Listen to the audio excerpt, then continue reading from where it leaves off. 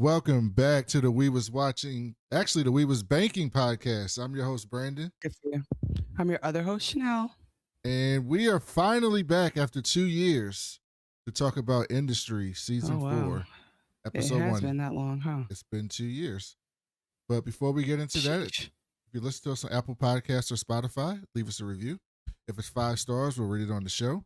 You can also watch us on YouTube at youtube.com/@WeWasWatching. Just search for the We Was Watching podcast. Like our video, subscribe to our channel, hit the notification bell so you can see us go live, which we are live right now on YouTube. You can also email the show. Tell us any thoughts or theories or commentary that you have on the season of Industry at wewaswatchingpodcast@gmail.com. We'd love to engage with you that way, and we read those emails on the show as well. And you can also follow us on all the different social medias, Blue Sky, Twitter, all the above. Just search for at We Was Watching, and we'll be there. So, because it's been 2 years, without further ado, we're going to jump right into this, and we'll get to what we've been on afterwards. So, let's do it. Once upon a time in the projects, yo. So now, are you happy that Industry is back? It's surreal. My memory goes show by show. So it feels like it was 2 years ago. It feels like no time has passed. We're right back in it. I'm excited to see it. I enjoy my Harper. Well, here's the thing. Oh, I meant to wear a business suit. I completely forgot how to dress for work. My bad. See, that's why, you're not working at Pierpoint. That's why Harper's. Yeah, facts. Here's the thing. This season is essentially a soft reboot, is what it is. It went as far as it could with Pierpoint, and then it was like, all right, we want to keep it fresh. We're gonna give you some new characters. We're gonna throw them right in as soon as we start, and you're gonna hate them just as much as you hate the regular characters. And then we're also going to give you some insane dialogue and gratuitous sex, which is why Industry is the best show on TV. As Rude Boy said in our chat, best show on television, hands down. The reason, I don't think that's the reason. I don't personally agree that that's the reason why, but hey, Rude Boy, hey, uncreated artists, welcome to the chat. If you are listening right now, go ahead and click the like button and make sure you subscribe. I would just say this. one of the things about industry that used to get on my nerves was like when you rewatch season 1, it's so gratuitous, like all the random sex stuff, and they've returned to their roots, which I guess I should not judge because that's a part of the show that I started watching. But I did appreciate that by season 3, it kind of felt selective, our sex scenes. And I'm still just waiting for, shifted, we've gone back to basics. We're partially in London, mostly in New York. I think we deserve a DVD reunion. I'm just gonna put it out there. No, I don't think we were in New York As I at do all every season. this episode. I think some of it.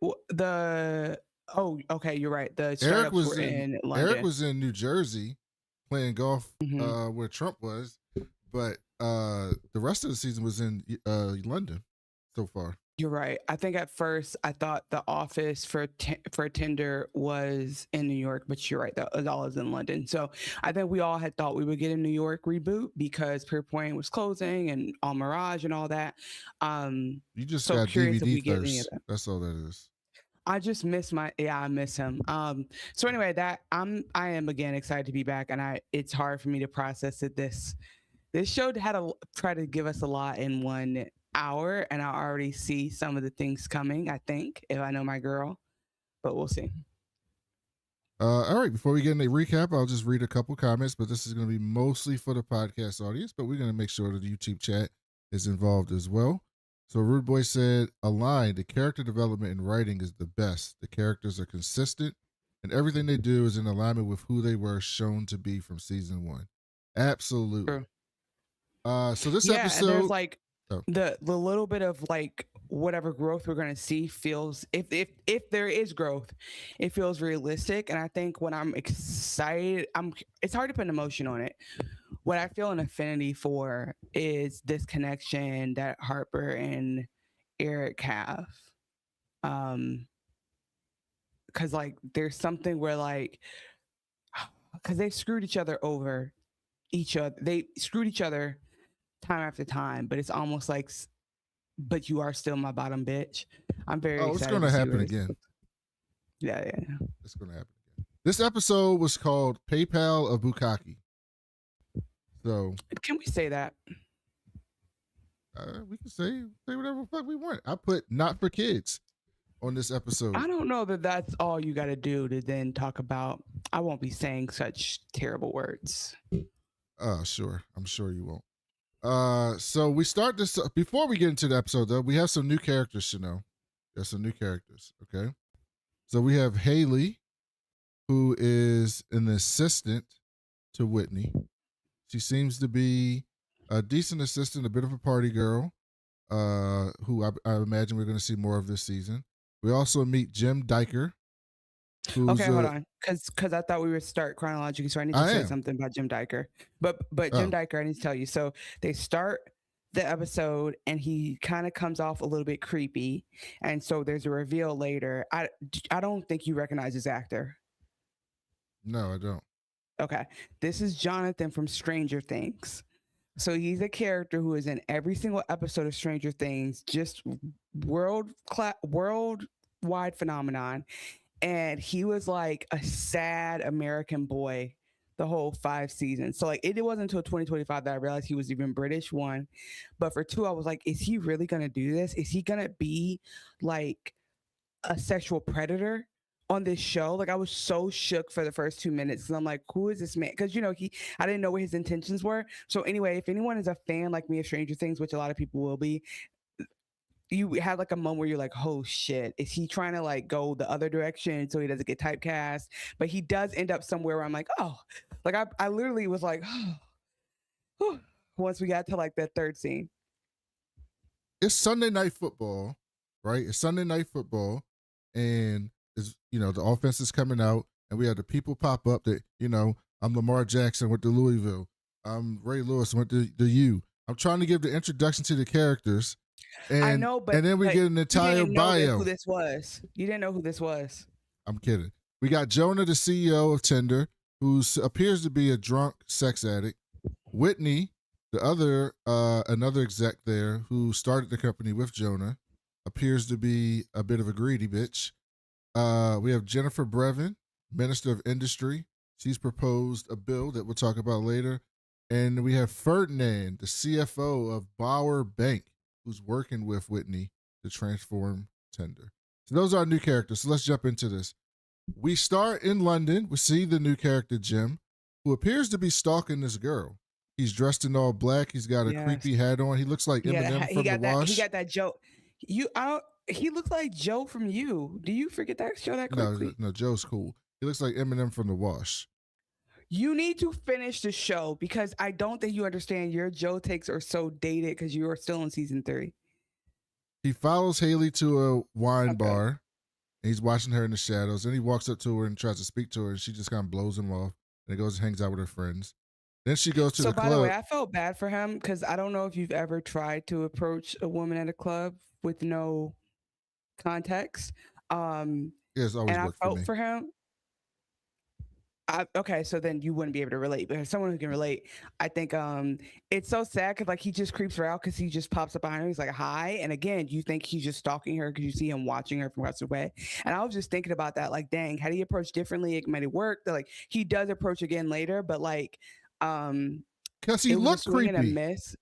Yeah, but it was also like, I know he looked creepy, but the thing is, like, everyone has these awkward moments. So as much as like you should always be skeptical of men, in that moment I was like, dang, my poor boy, like, you know, he just has a crush and he just needs this moment. So that was my reaction in the first scene. But again, because this is Charlie Heaton and I love this man. So I'm like, Charlie, why would she ever do that to you? That doesn't make any sense.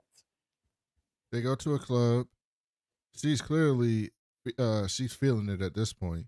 She comes out to the dance floor, and Jim makes his way, fights through all the people to get to her on the dance floor. He runs up on her. He's staring at her. By the way, he's all the way at the other side of the club, just menacingly staring at her. It's like actually very scary.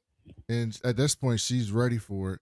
And she offers him an E-pill, and she pops one, and he takes it and puts it in his back pocket. Like, I'm not fucking with that. And then they start dancing seductively. And he's like, you want to go outside and smoke? Can I talk to you for a second? And I'm just like, well, he is really trying hard. But he just ends up dancing with her. Yeah, Madison said he didn't introduce himself. He didn't. Yeah. But he said hi, and then he said, can I talk to you? Like, he did say he want to go somewhere and talk, which is funny. Which is crazy. But that environment is, I will say, like, at the bar, she kind of snubbed him because she was on the way to her friends. At the club, somebody who's like, hey, if you even tell me your name, I might not you have to say it again to me later. So interesting. But I do think they were going for that swap. They were going for that like bait and switch to where you were like, who is this guy and what is this? Because industry would go there. Industry would totally follow a serial killer and then be like, all right, so we are taking his IPO of like how to kill the how to kill app live, and so we need to figure that out. Every time I see videos with white clubs, as you know, I used to be a club promoter. And I worked, by the way, Chanel, I told you I was a club promoter, but what I didn't tell you is I was a club promoter on the biggest nightclub in the East Coast, in Washington, D.C. King of Diamonds? No, that's a strip club, nightclub in D.C. And Tao. It's so funny to me. No, it used to be called Love, but it's closed now.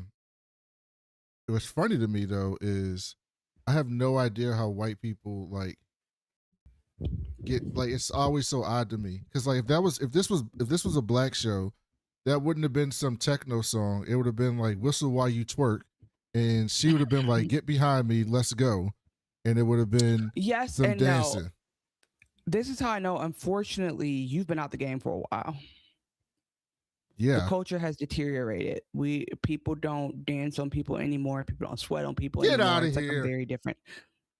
It's a very different experience. What do you do at the club? Like, people don't dance at the club no more? People just dance and look cool. They just look cool. They dance with their girls. They don't do. I think that like I think that it happens. I'm obviously like speaking in generalities, but the culture has changed a lot to people being on their phones, or like it's interesting when you see a song that has like a TikTok dance to it.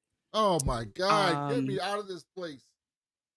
Well, you are out of the place. That's why you don't even know. And also, welcome to the chat, Jam Mom. Found you guys for Shiloh. Got me to watch Industry. Nice. Yeah, go back and watch season 3 and recap with us too. People are doing TikTok dances in the club. If they're relevant, like it's like it just kind of happens. So I'm not. Don't piss me off. I'm telling you what the kids are doing because Auntie's still outside. But with that said, and it's crazy because like my niece is club age, like no fake, like real ID age, and that being in the same club with her is really what's aging me out, not the other kids, but it's the fact that I changed their diapers and here we are in the club together. But anyway, yeah, kids are a little bit different now. They're not necessarily dancing with each other. Or they don't have that culture of approaching like, and this is a side note, so we won't get sidetracked, but pinning this later.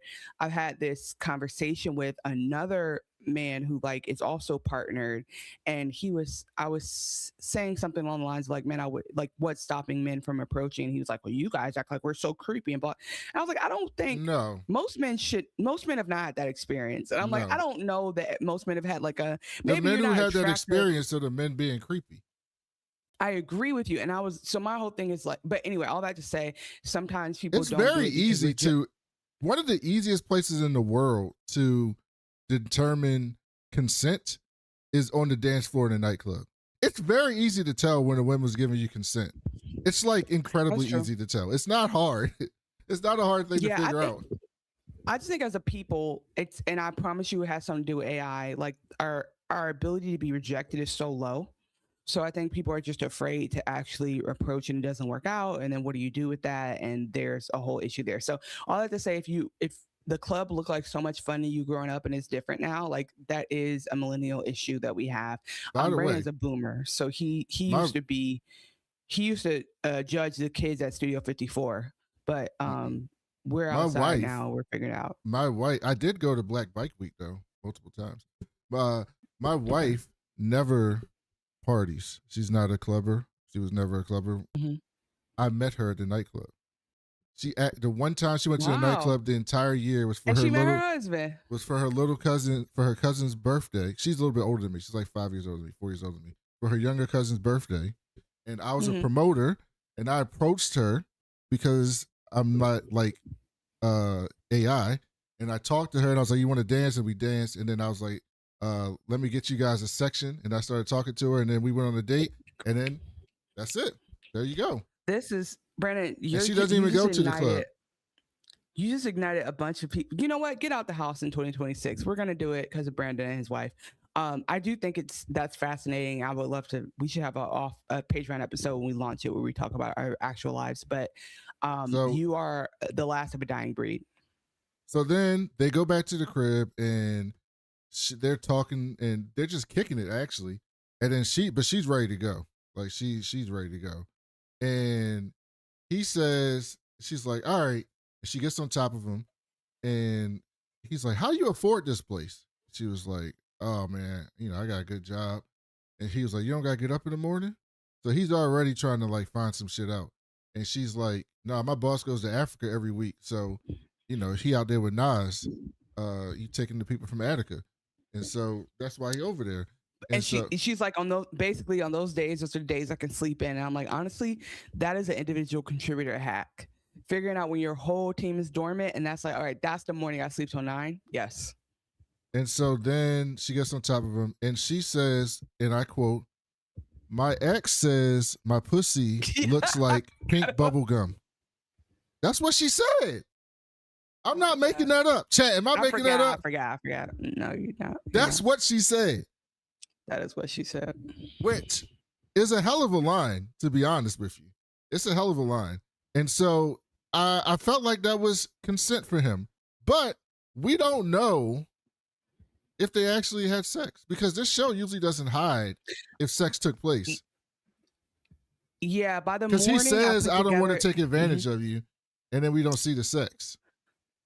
Yeah, I by the morning, I think we put together that he is actually being ethical and they creeped us out on purpose. And I genuinely think this show is like aware enough to know that like that character has been like a boy next door. Like people call his character Jonathan on Stranger Things, like an eldest daughter. Like he's such an approachable character that I do think there's going to be, I don't know how much overlap there is between Stranger Things and Industry, but they have made a great choice by making you think, oh shit, at first. And then, well, I'm one of 12 million, however many people watch. I thought you meant in the show. Okay. So then The next morning she wakes up and he's sitting there and she's not expecting to have No. You're underselling this. You're underselling this.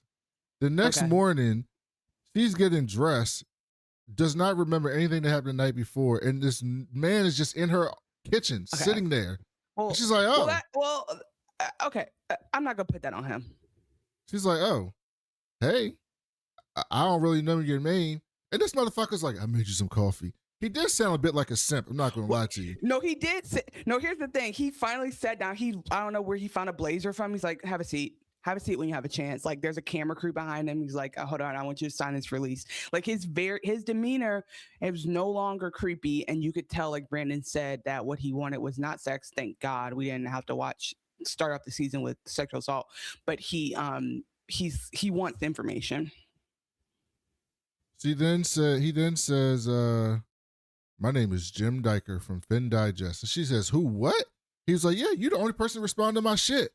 And he was like, then she remembered, she was like, oh, you that motherfucker that bumped into me at the wine club. You fucking creep. Get the fuck out of here. He's like, look, I'm not trying to creep you out. No, she says, I emailed you back out of courtesy. She's like, oh my God. Like, he probably emailed her and she was like, no, thank you. But he's the only one who even responded to her email. And so then he targeted her. And I think that's what she's like, fuck.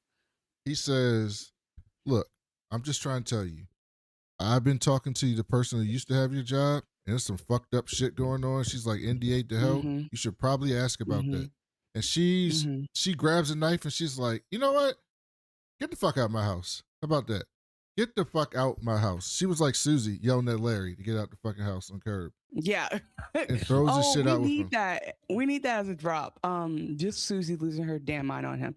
Yeah, I think again, this is where I do want to acknowledge I have Charlie Heaton bias, because it's going to be a lot for me to be against Jonathan. But I do think by this point, the way that he showed up was, he was like, oh shoot. He was like, so no, I don't think he had sex with her. And he was like, ethically, I went too far, but I did it because I needed an answer. And I will say that if you are okay with his methods or not okay with his methods, then you need to feel the same about Harper and Rishi. You have to have the exact same thoughts about when Harper was doing all that Nancy Drew shit to like get in people's house to get to know what their thing is, or get on their trip to learn the deals. He's just doing that, but for journalism, and ultimately, I would argue, a greater cause. But real quick, I wanted to pause and just say that we have a bunch of people in the chat. Again, like and subscribe if you have not done that before. Wanted to shout out Jam Mom 13 if I didn't already. Jam Mom said she's watched all of our podcasts and been caught up. So has oh, that's hilarious. I tagged the wrong person. I love that for you, Madison, and for you, Jam Mom. Madison Padmore is here. Code Knox is here and said, I watched the show because of y'all, and it was going well, but the end, oh my goodness. So this is Brandon's recommendation for you, Code Knox, in case you're wondering. Code Knox says she was thinking if we did do it, it wasn't remarkable, which is fair. He doesn't look like it would be very remarkable. Oh, yeah. She's like, I don't remember. That girl is Sabrina from the CW show. Is it? So she kicks him out. And then it's time to see Harper Waller. And Harper Waller comes in and she's got on her whole business girl boss suit. Harper Winfrey. Harper Waller. Harper DeGeneres is probably more like it. Harper Waller. And she comes into her crib, her new job, and Sweet Pea's there, and Arjon's there, and the black dude from Ted Lasso's there. And is that? Oh, is he? Okay, let me tell you something right now. Actually, I'm gonna let you go halfway through. I'm gonna tell you what I thought about him. He talks about having dinner with James Ashford, who we've seen the previous 2 seasons. And he's thinking about withdrawing his capital from the fund. And then Roland, some lawyer for Acho, comes in and is telling her, basically reading her, and she wasn't trying to have that shit. She was like, I was promised a fund. This fund is to short people. But every time I try to short someone, y'all ixnay that shit. And here's the thing. This is why Harper Waller's so terrible. She is angry because she can't run her fund to bet on public goods to fail. That's what she's angry about. I want to be able to place bets that public goods are going to fail for people, and y'all won't let me. That's what she said. To be fair, that was the mandate, and that's what Otto got her hyped about. And I think this is why Harper... Otto said, I want you to short businesses, not the fucking water. That wasn't... I thought public utilities referred to the business from Kit Harington last year. No. Public utilities is like water and gas and electric and shit like that. That makes no. I know what they are. I didn't realize. I thought that's what I assumed it was referring to. There's like some time jump here. So like at the end of last season, because mind you, I meant to mention this when we started it, when this season started, and they did the recap. I've forgotten everything that ever happened. All I remember was Harper worked at Pierpoint and DVD. Like they had to remind me about Rishi's wife. DVD's so insignificant. I don't know why you remember him. He's fine. They have to remind me. He's a. You want to play drop? No, he's not a zaddy. You don't get to tell me who a zaddy is and who's not. Ask the chat. That's so annoying. Ask the chat. DVDs is I don't need to. Me and chat are on the same page as always. But anyway, so I forgot about Rishi's dad, Rishi's wife. What happened? I remember the crash out, but not that. Like little stuff like this. So if you don't remember, Harper and Otto had like come to this thing where she's like, as long as I don't get caught, I'm going to use corporate espionage to get you the edge that you need. But as soon as she's in the fund, what we're to put together is that the infrastructure of the fund is stopping her from doing her job, and she's basically. And Eric does read her correctly later, but she's frustrated about that. And I think that's valid. And I just wanted to say my thesis for this season and this show is going to be people like Harper should not and won't be stopped until the world fixes its issues with misogynoir. Like when you stop being racist and classist and sexist, then all bad people won't get away with it. But as long as you're as racist and classist as you are, let her rock. And that's my thesis. You know what you sound like right there? You know who you sound like? You ain't gonna like this. You know who you sound like? You sound like the Hoteps that was like, I'm not finna, you're not canceling Bill Cosby until you cancel Harvey Weinstein. Once you stop Harvey Weinstein, then I'll care about Bill Cosby. That's what I said. That's what you said. I said that the system should do better. And then when the system does, okay, I'm not going to do this. You have a point, but that's not what I said. So Jam Mom, sorry, they're agreeing in the chat, but also I want to point out. Hold on. No, by the way, that dude is younger than you. You can't call somebody younger than you a zaddy. Rabbit said he's a zaddy-ish, and Madison Hatmore said a shady zaddy. I think how that's can a zaddy be younger than you? It's not about age. It's about it's about aura. Why is that hard for you to process? I love that you're chiming in on it. Why do you care? Just play the zaddy drop. He's not in the show, so I'm not playing it. He's not there. Okay, so anyway, sorry. So then, all right, we're back to the recap. She's running shorts on OnlyFans and Siren, which is the show's version of OnlyFans, but better. And so, by the way, in case y'all didn't know, in continuity for industry and to promote our podcast, Chanel has started a Siren account. Now, she's fully clothed. There's nothing like that. What she's doing on the account, because like they said, it's not porn. It's just content aggregating, right? She's doing ASMR of Bon Appetit recipes. Okay? She's just reading recipes. Did you watch my ASMR and video? ASMR. She already did it. That's what I'm saying. She gave y'all a free trial on the channel. We got 20 views. Let's run up that ASMR. It's like 6 minutes. I think I'm making If you go on the channel, I'm going to send it to Paul Rudd. If you go on the channel, there's a free trial to see her doing ASMR, and then go on the Siren and watch her read recipes so that we can fund the show. All right? Don't you want better production? Don't you want better production? Heavy on that. But so Siren, like it's everything you just said. Also, I think you know this, but the UK actually has implemented a thing where you have to face scan or show ID to access adult content websites. Yeah, do you know that? Yeah. Yeah, so it's like I love how this show does bring up with them being 2 years late from the last season or taking that long for production. It's amazing how they always still come up very relevant, because I forget what it was about, but whatever Kit Harington's startup was last year, like the eco-friendly, the green bubble, all that stuff, that was relevant too. So shout out to them for being taking hella long in between episodes or seasons and also still being right on time. Harper's pissed about being micromanaged. But she's like, look, this online safety bill is going to fuck up Siren. We're going to hit on that short and be good to go. And old boy was like, he's like, yeah, these porn sites need to get shut down because they coerce the vulnerable, and it looks right at Sweet Pea. And I was like, you don't have no tact. You couldn't say that without looking at her. For those who don't remember, Sweet Pea's news got leaked. And Rishi was part of it, I think. Well, anyway, Rishi was watching. I don't know if that's the right word, that her news got leaked. I think her identity got exposed. Got it. Yes. Okay, got it. Because her nudes were out there, but she wasn't showing her face. Right. So he says this, and then he also says that this guy is Kwabena. He says this and something else, and I was like, I'm putting a pin in this because Harper should have fired him on the spot, and we figure out later why she hasn't. But he said like Harper two things where I was like, Harper would not stand for this. Like she would be like, get the fuck up off my desk. What do you mean she wouldn't stand for this? Of course Harper would stand for that.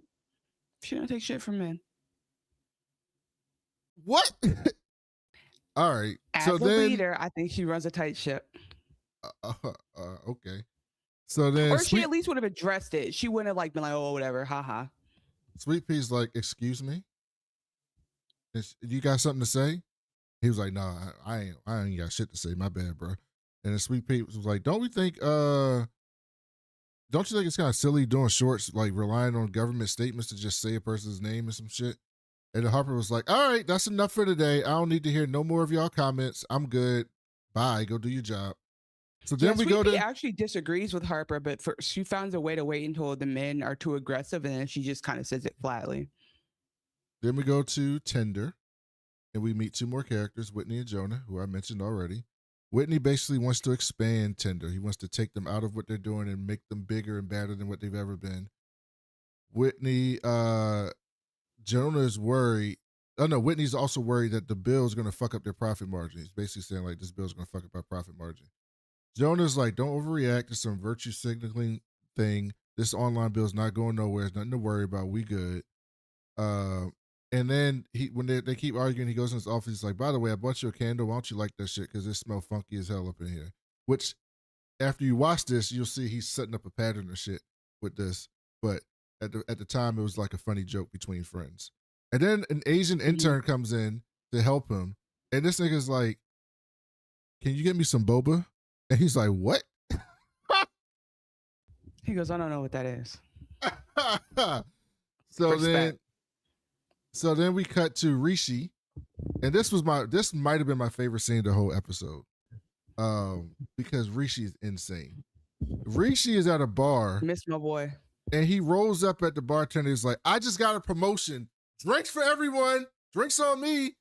And this woman's and I knew he was up to something because just the way he did a similar stalk and wait that Jim did, but he did it in a Rishi way where I was like, oh, he's up to things. This woman was like, hey dog, you know it's a wake, right?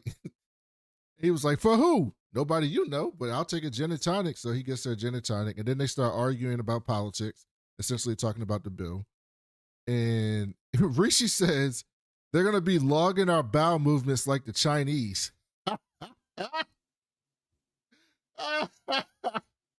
That's so good. And so then when the woman walks away, this guy's like, you know, she got a doppelganger that's on Siren, right? Look at this. And he shows this woman pleasuring herself. And then he's like, hey, show me that again. But he really asked her to show it again so that he could see his password to get on his phone. He shows She's it to a great him again. actor. And then this dude comes over who talked to the guy. And we find out that this guy writes the speeches for Jennifer, one of the people that we find out later. And so he takes his phone, tries to put the password in a couple times, and then gets it on the third time, takes pictures and sends them to someone. We find out who that is later. He comes back, puts the phone down, and then acts like nothing. And the whole time you can hear them in the background, like, where's my phone, mate? Have I found it? And so I don't know about you, but I was already like, he's doing this for Harper. Like I was like that. I actually started to think they had done the thing they talked about before, which is Eric, Harper, and Rishi running it. So I don't know why I thought that because we already thanks. So but I don't know why I thought that's I didn't mean to cut you off. Like I don't understand. No, not why that you don't understand things. No, It's not that you understand. I'm glad that you're starting to understand that Harper's terrible. I'm glad that the first thing that popped in your mind is that Harper would make Rishi do some shit that's illegal. The whole company was started on we're gonna do it illegal and not get caught. Right. So I'm not shocked right now. But anyway, I just thought that he was working for her in some kind of way. I didn't realize it was gonna be on like a contract sniper type basis. Like she's treating him like he's Max Payne, but it is what it is.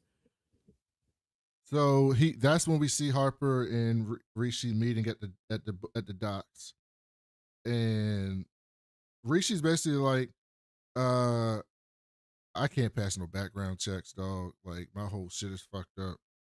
I'm glad you helped me with this shit. Yeah. Do you think it's because of the mob killing his wife, or do you think it's because of the gambling debts? Gambling. I don't think they know about the mob killing his wife. True. Yeah, he'd probably be in jail. Nah, he'd definitely be in jail. And she's like, look, I this is kind of useless to me if they don't say their name directly. I need them to say Siren. And so then they start talking, and then she hands him a paper bag full of money. Like it's fucking 1924. And she then says, also, you had some debt. I took care of that shit for you. You told them I was your cousin, some shit? And he was like, look, I wasn't trying to do no shit. I was on meds. I was fucked up, man. I don't want to do this shit no more. I think he was in a mental mental health for like a rehab type facility or something like that. Because she said at first I thought it was a hotel, but the next of kin thing to me is like, I think he did that. And he was referring to like I was thinking about self-harm, but I'm good now. That's what I interpreted that as. Back at Tinder, we see one of those basic ass like intro videos to some new product, a new pitch that you see all the time in real life. And it's basically saying that like Tinder wants to be like this everything banker, like all like the big bankers and the small, and just basically handle everything right from your phone. Payment processor, yep. And like a Stripe, essentially. Stripe, PayPal, it's that really, yeah. So then Jonah first is like, his first observation from watching this video is, why is there so many agents in the video? It's like very Asian heavy. And I mean, it's interesting because I do think certain demographics that makes sense.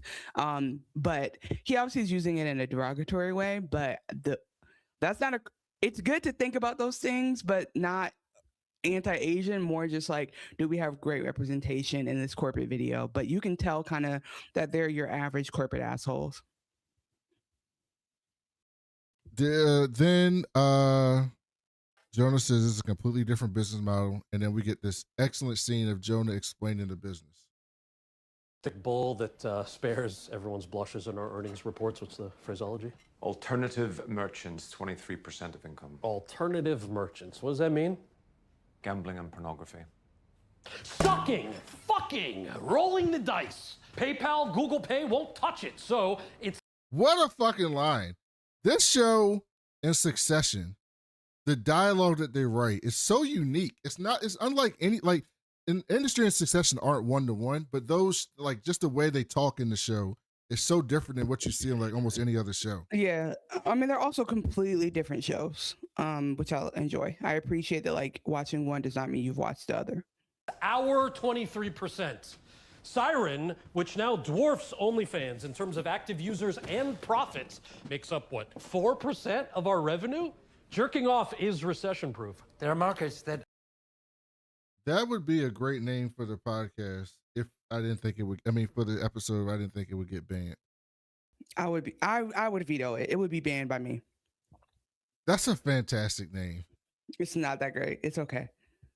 Jerking off is recession-proof is I mean, excellent. it probably is. You know what? You know what one of our top 5 episodes ever on our podcast is? It's the industry episode that we named Creamy Margins. I think that was Succession. Oh, that was Succession? Mm-hmm. Creamy Margins. I think it was all because of the name. Aren't accessible to the project due to associations with Siren and other risque vendors. If Tinder wants a banking license... We can't expect people to want to deposit their savings or take a mortgage with us if we're associated with squirting videos and Ebony Gilf gets force-bred by Black Bull. Fuck yeah. That's my go-to right there when I'm hungover.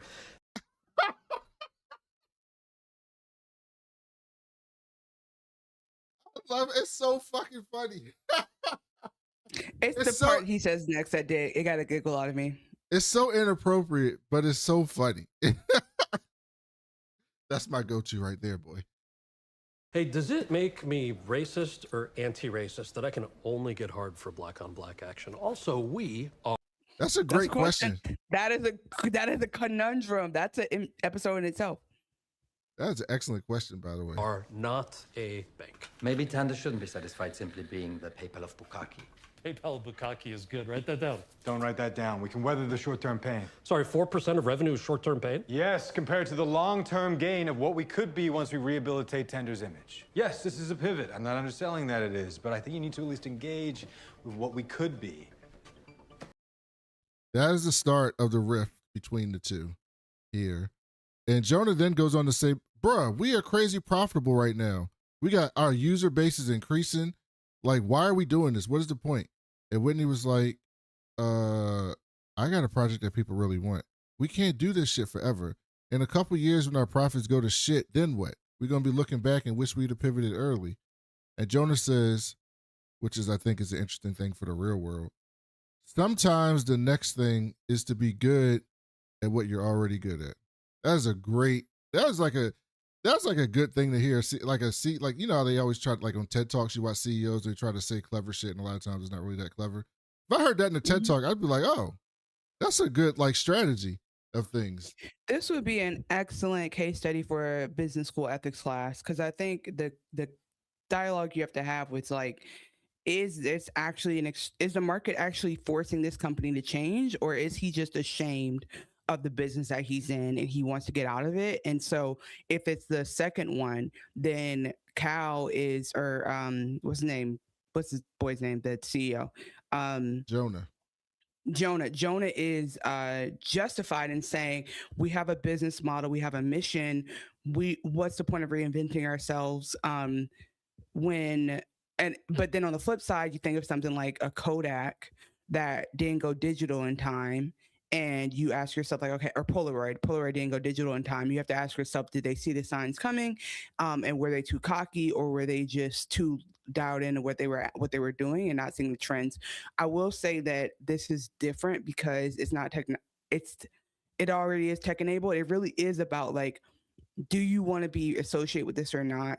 And the last thing I want to say on this point is that the irony here is we have this situation in some ways of like, there are companies right now that are fueling, bombs being dropped on kids, quite frankly, and people aren't boycotting them.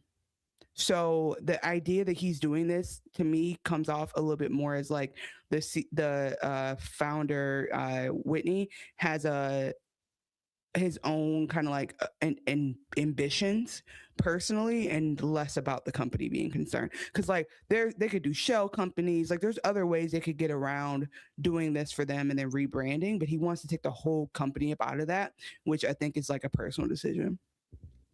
I think it's well, here's the thing. Someone has to process. I mean, porn's not going nowhere. Somebody's got to process the payments for the website. Has to. Right. So there's got to be someone to do it. And then, by the way, I don't think it's a shame. I think it's greed. I think he thinks that he has an idea to be bigger and better, and that this is limiting. I don't think it's necessarily shame, because I don't think you'd have got to this point of where they are if he had shame about being in the porn business. Apparently they've been in it for a little while. I think it's like, hey, I got something so much bigger and better than this. Why are we fucking around with this porn shit type of thing? True. Actually, can you pull up the last two comments from Uncreated Artists? Is there exactly what you're saying? Yes, but I have a better comment first, because this is such a ridiculous comment. Could Chanel play Harper? Come on. Of course she could. Thank you very much. Appreciate she wouldn't even be acting that hard. Like, what are you talking about?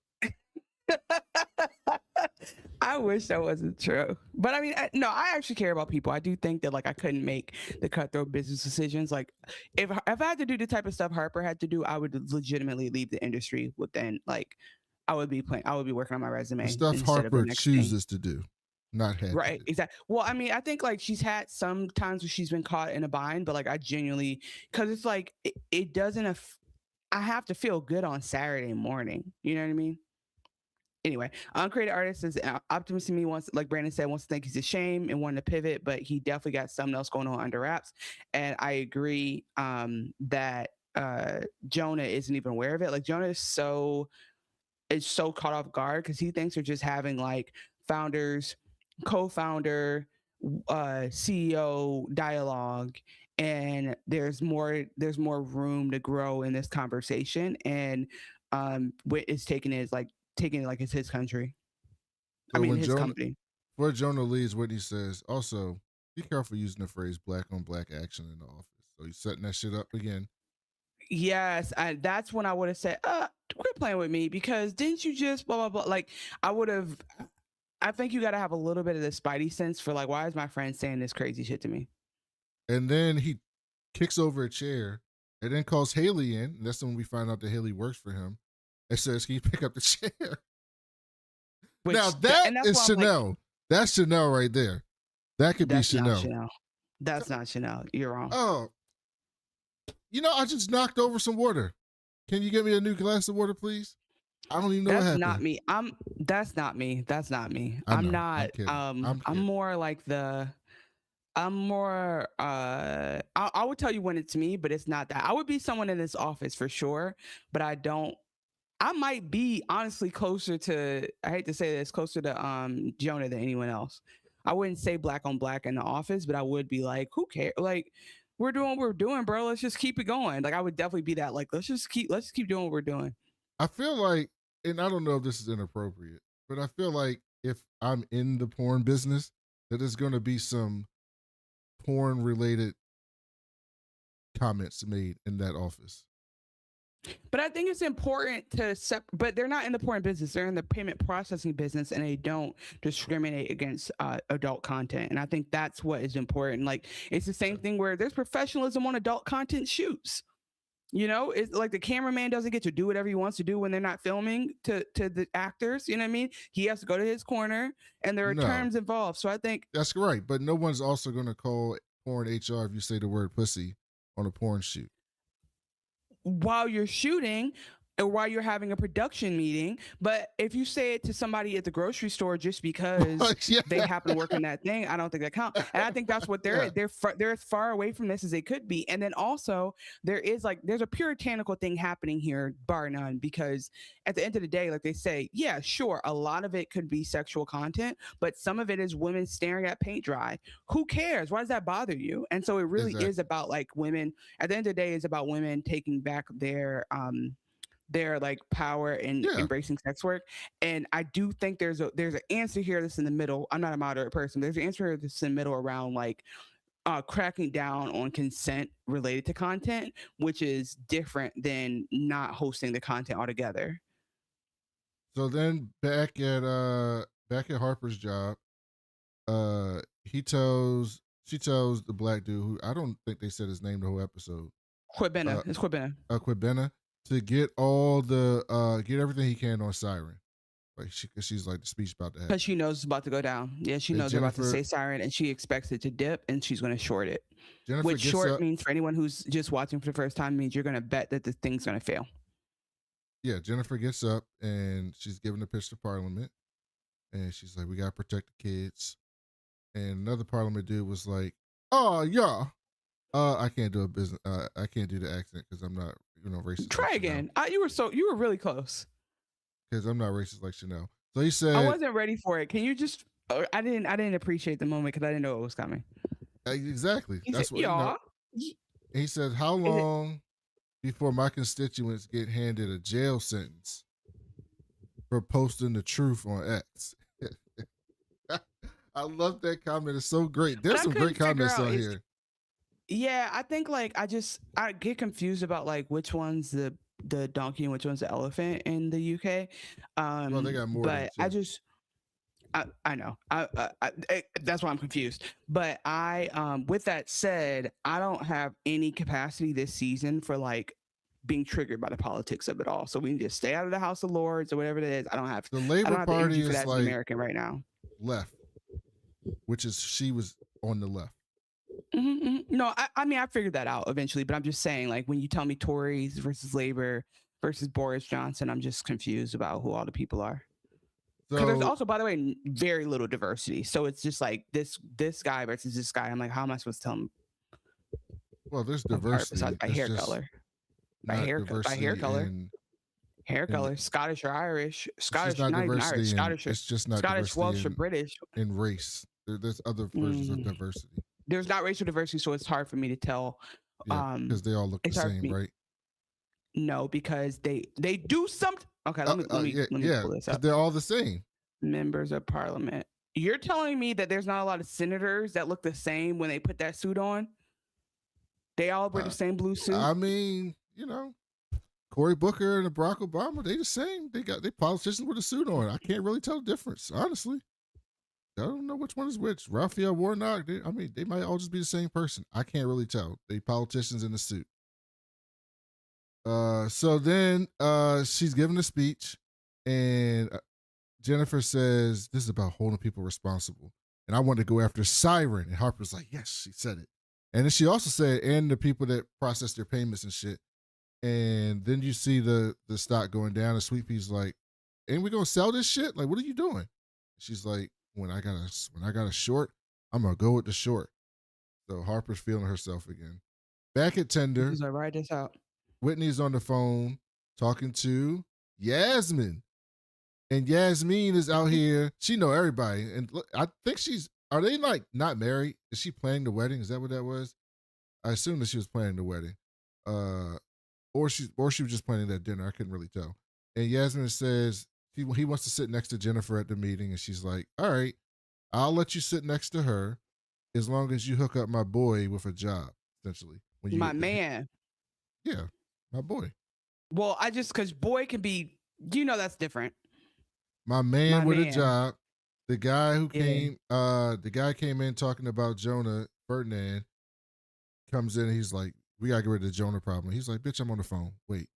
And then he gets off the phone and he says, there's no Jonah problem. He's the company. He's my boy. We've been here since the beginning. And he's like, yeah, but like, this is a serious company and Jonah is not a serious person.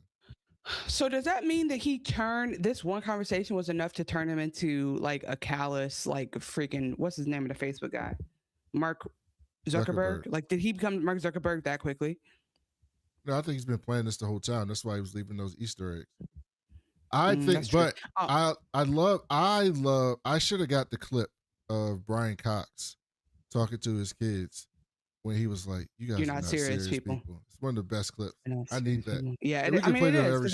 They needed to hear it. I did want to say, I just need to clarify this. According to Statista, 90 members of the UK's 650 members of parliament are not white, 66 of which are Labour, 15 are conservative, and 5 are liberal Democrats. So you know what? Hell yeah. So you were wrong. Yeah, I was wrong. I've been wrong a lot. Just be assuming. But what they showed us was just like, I couldn't really. They showed two people. I was gonna say, hold on, let me finish. I was gonna say, is this British Jim Jordan? Like, I just don't know this guy, so it was hard for me to tell. Like, okay, Labour. It's less about them looking alike and more me remembering what these words mean in context. But we're here now. Everybody in England was white. Just erasing our people. Just erasing them. I watch a podcast that I won't advertise here because they're good, and it's 2 Black British men. So I know that Britain has Black people. So then Whitney calls a secret meeting with the head of Siren, and he's basically like, yeah, dog, we're not doing this shit no more. We canceling your contract. They about to fuck us over. We're not going down with the ship. Y'all are fucked. And he was like, why? He was like, why? Y'all been with us from the beginning. So heartthroat. He's like, we're not a porn company. We're an online content aggregator. And that's true. And Whitney was like, oh yeah, before y'all hired your marketing firm, what y'all used to be called? And he was petty. Like, it had a military tits to it. And he was like, so Colonel petty, Cream Pie? And I said, that is crazy. That's crazy. I mean, they didn't have to do that to them. They could have given them a different name. But with that said, it's still like, bro, we have a contract. Like, why are you acting like contracts don't matter? It's really just again, like they said in the chat earlier, if we knew he had a noble cause, like, you know who he reminds me of? This is James St. Patrick. Oh, I forgot you don't watch Black shows.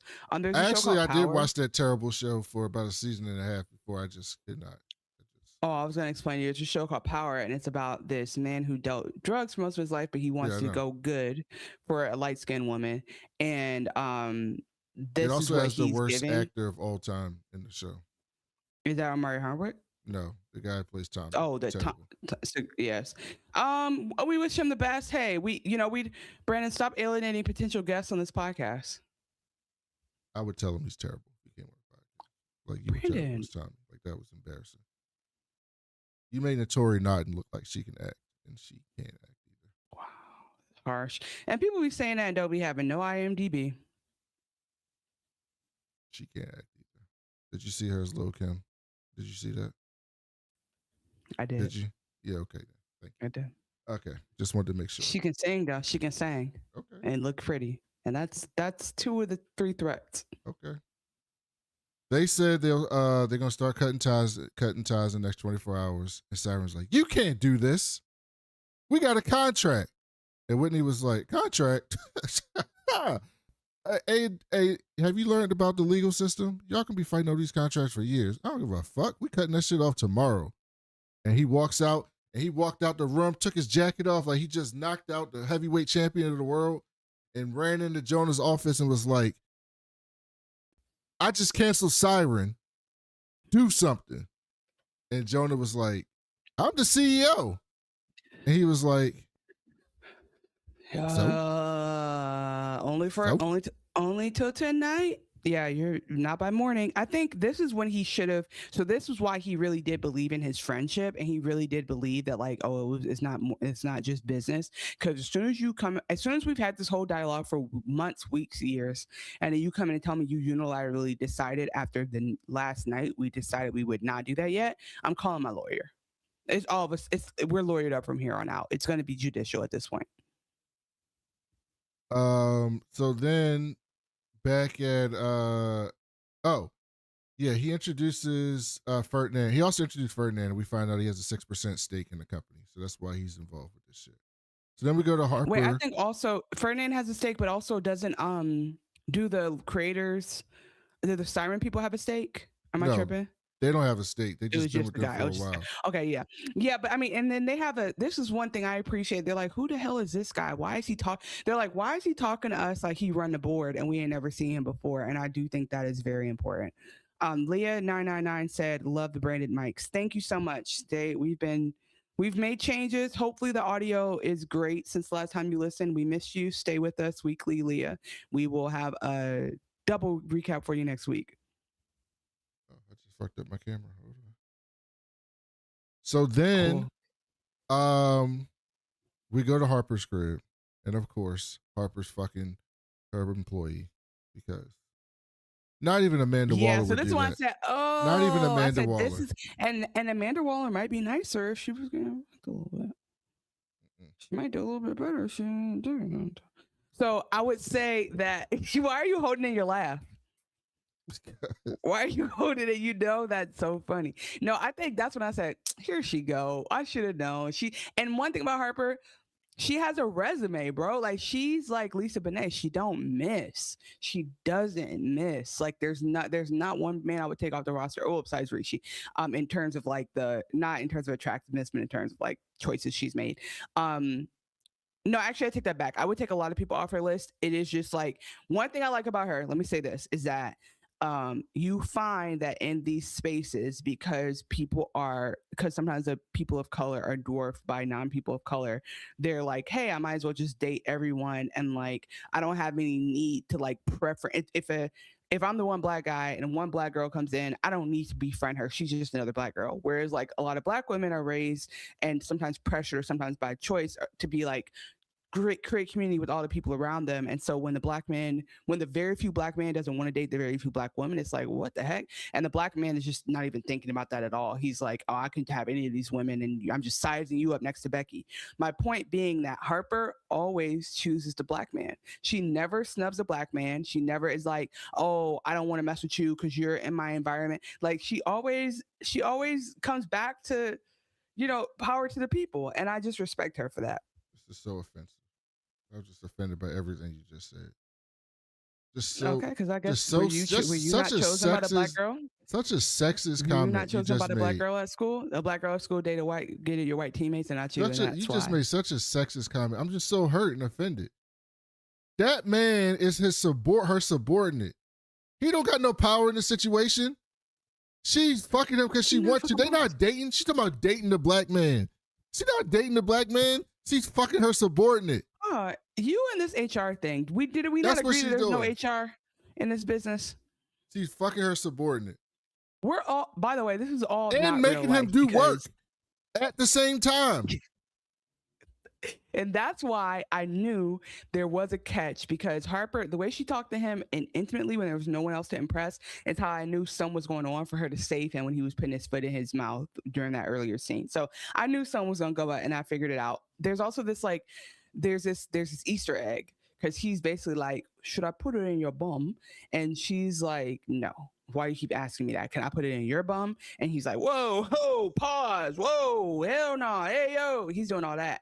And that's an Easter egg for later that I think Code Knox was really just impressed by. Y'all see how they do us? Yeah. Y'all see how they do us? What? Putting stuff in the butt? All they do is make us men on these TV shows look weak and get dominated by the women. You ever see the Ghostbusters movie, the reboot, the women? Chris Hemsworth, same thing. Treating them the same way. He got pegged? Chris Hemsworth got pegged? Chris Hemsworth got treated like the dumb blonde assistant. Oh. Had his shirt open. But he thinks it's fun. Chris Hemsworth is a fun guy. He's chill. Don't even bring him up, because you know how I feel about my MCU men. He's chill. He's a good guy. He likes to have fun. Him and Paul Rudd. You like to have a good time. Typical woke nonsense. That's why Otto was right. When we talk about what we've been on, bring up Paul Rudd. I swear, if you let me forget, bring up Paul Rudd when we get to what we've been on. I have to tell you about something I'll watch with him today. But anyway, yeah, I think that he's just having a good old time. Going back to Kwabena, she's definitely wrong for doing this. She should not be doing this. Like, they have a very small team. He's obviously going to get some type of privilege over Sweet Pea, who's earned her spot. And there's just like too many conflicts of interest. But it is hilarious that like while they're like poised-coit, she gets a message and she realizes another group is pulling. You missed something. Another group is pulling from the front. No. She missed something. He, in the middle of fucking her, he goes, I think I fucked up with Sweet Pea today. Just in the middle of it.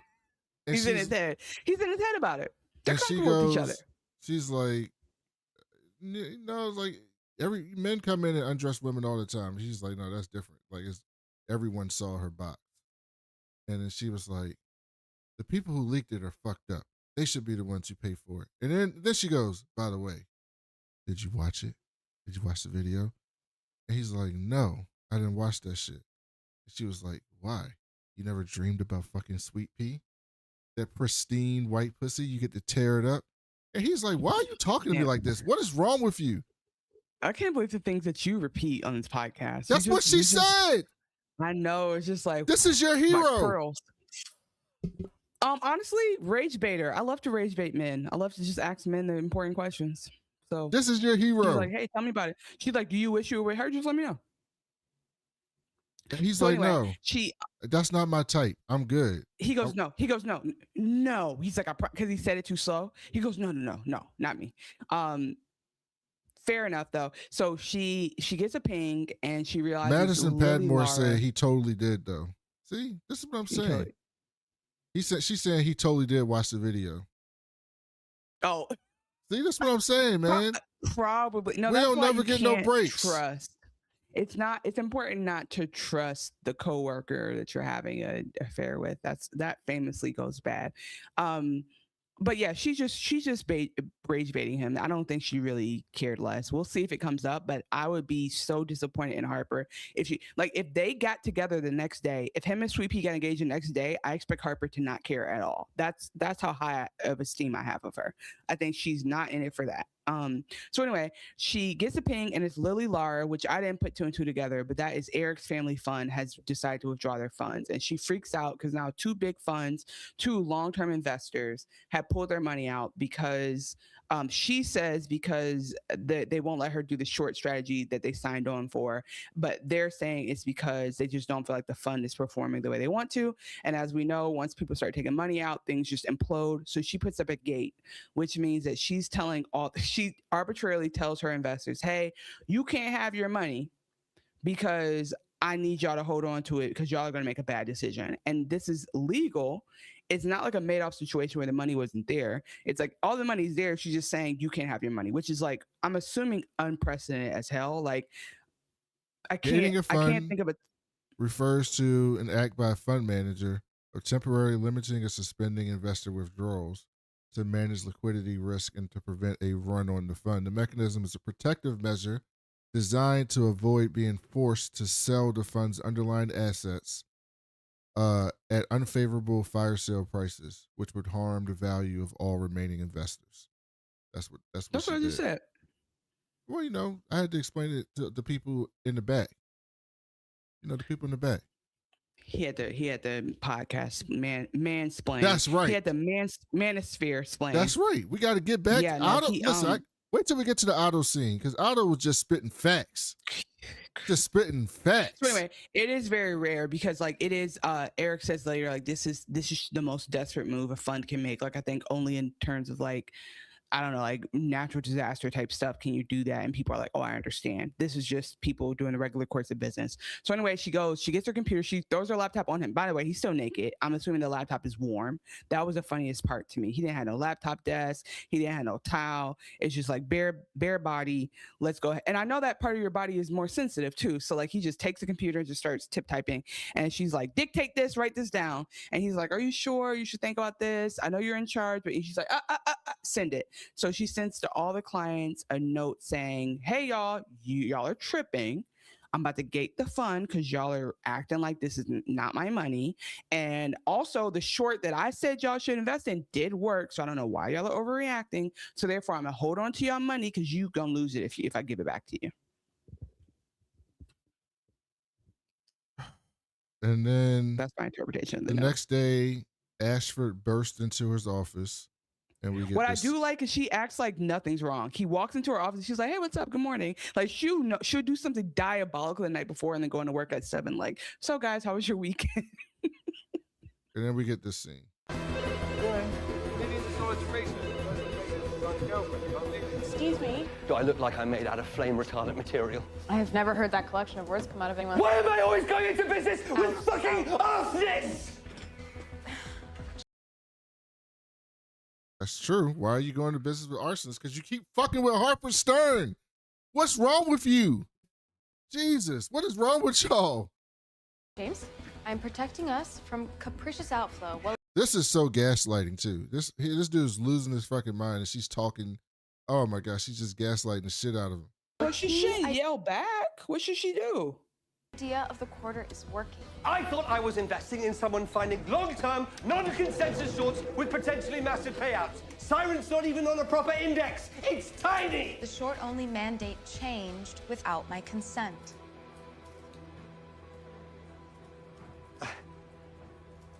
This doesn't have anything to do with your chairman emeritus's political ambitions, does it? Harper didn't know about this.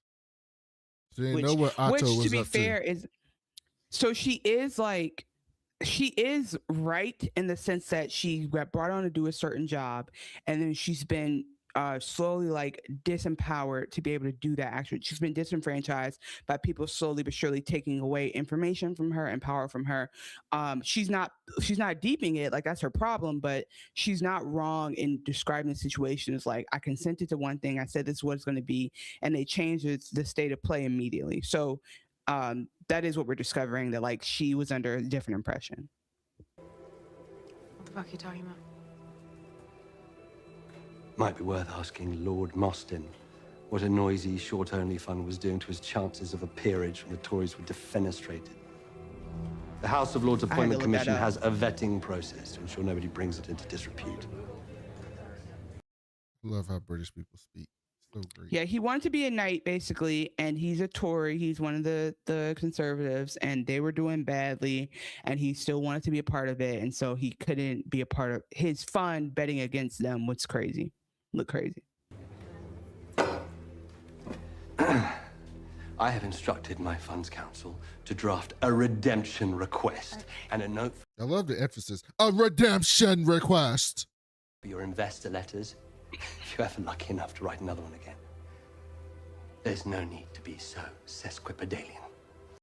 Sesquipedalian means verbose, like saying a lot of extra long words. When I tell you I had to learn how to spell that from the captions, that's a crazy vocab word. And this goes back to my point I made in other episodes that the British read more than we do. Their literacy is just generally better.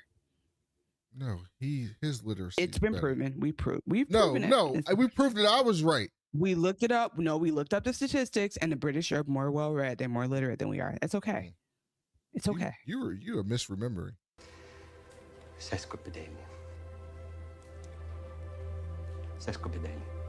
This is another example of how terrible Harper Waller is.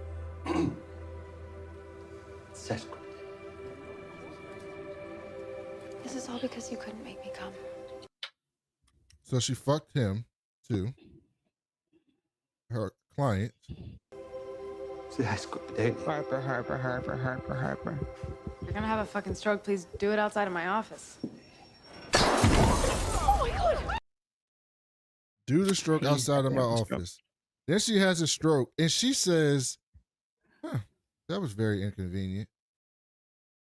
She's terrible. Okay, all I'm gonna say is the industry is terrible. So going back to it, put some real reform in, change people. I'm just saying that she's not great, but oh my God, I just realized Robert's not in this. Huh. But we didn't see Robert's wasn't in this episode. Yeah, she is bad, but like this is the industry she's in. You know, like people's parents would die and they'll be like, all right, are you coming back to work or not? Like, you know, this is the environment she was trained in. I think that's why culture is important, because had she been growing up in a bank that like was caring, she'd have more care. The EMT and says also, I think maybe some of these industries is where sociopaths go to hide, and that's also true. The EMT said it was a baby stroke. He'll be fine. Roland comes in and goes off on Harper, like, what the fuck are you doing? They tell Harper we were supposed to have an investigative strategy. We're supposed to be long and steady. People want their money to sit and just grow. They don't want someone impulsive. And Harper was like, 6 foot rule, please. And I'm like, okay, Harper. And then my boy Otto calls. Her defenses are up. Oh, Rabbit said, Leah 999 said, Robert not going to be in this season. Damn. He's That's in my California boy. working on this cannabis. Yeah, like I think this show needs him, or else it's all sociopaths. This show's going to be 100% sociopaths if we're not careful. Like now I'm thinking about it, I'm trying to figure out who's the foil.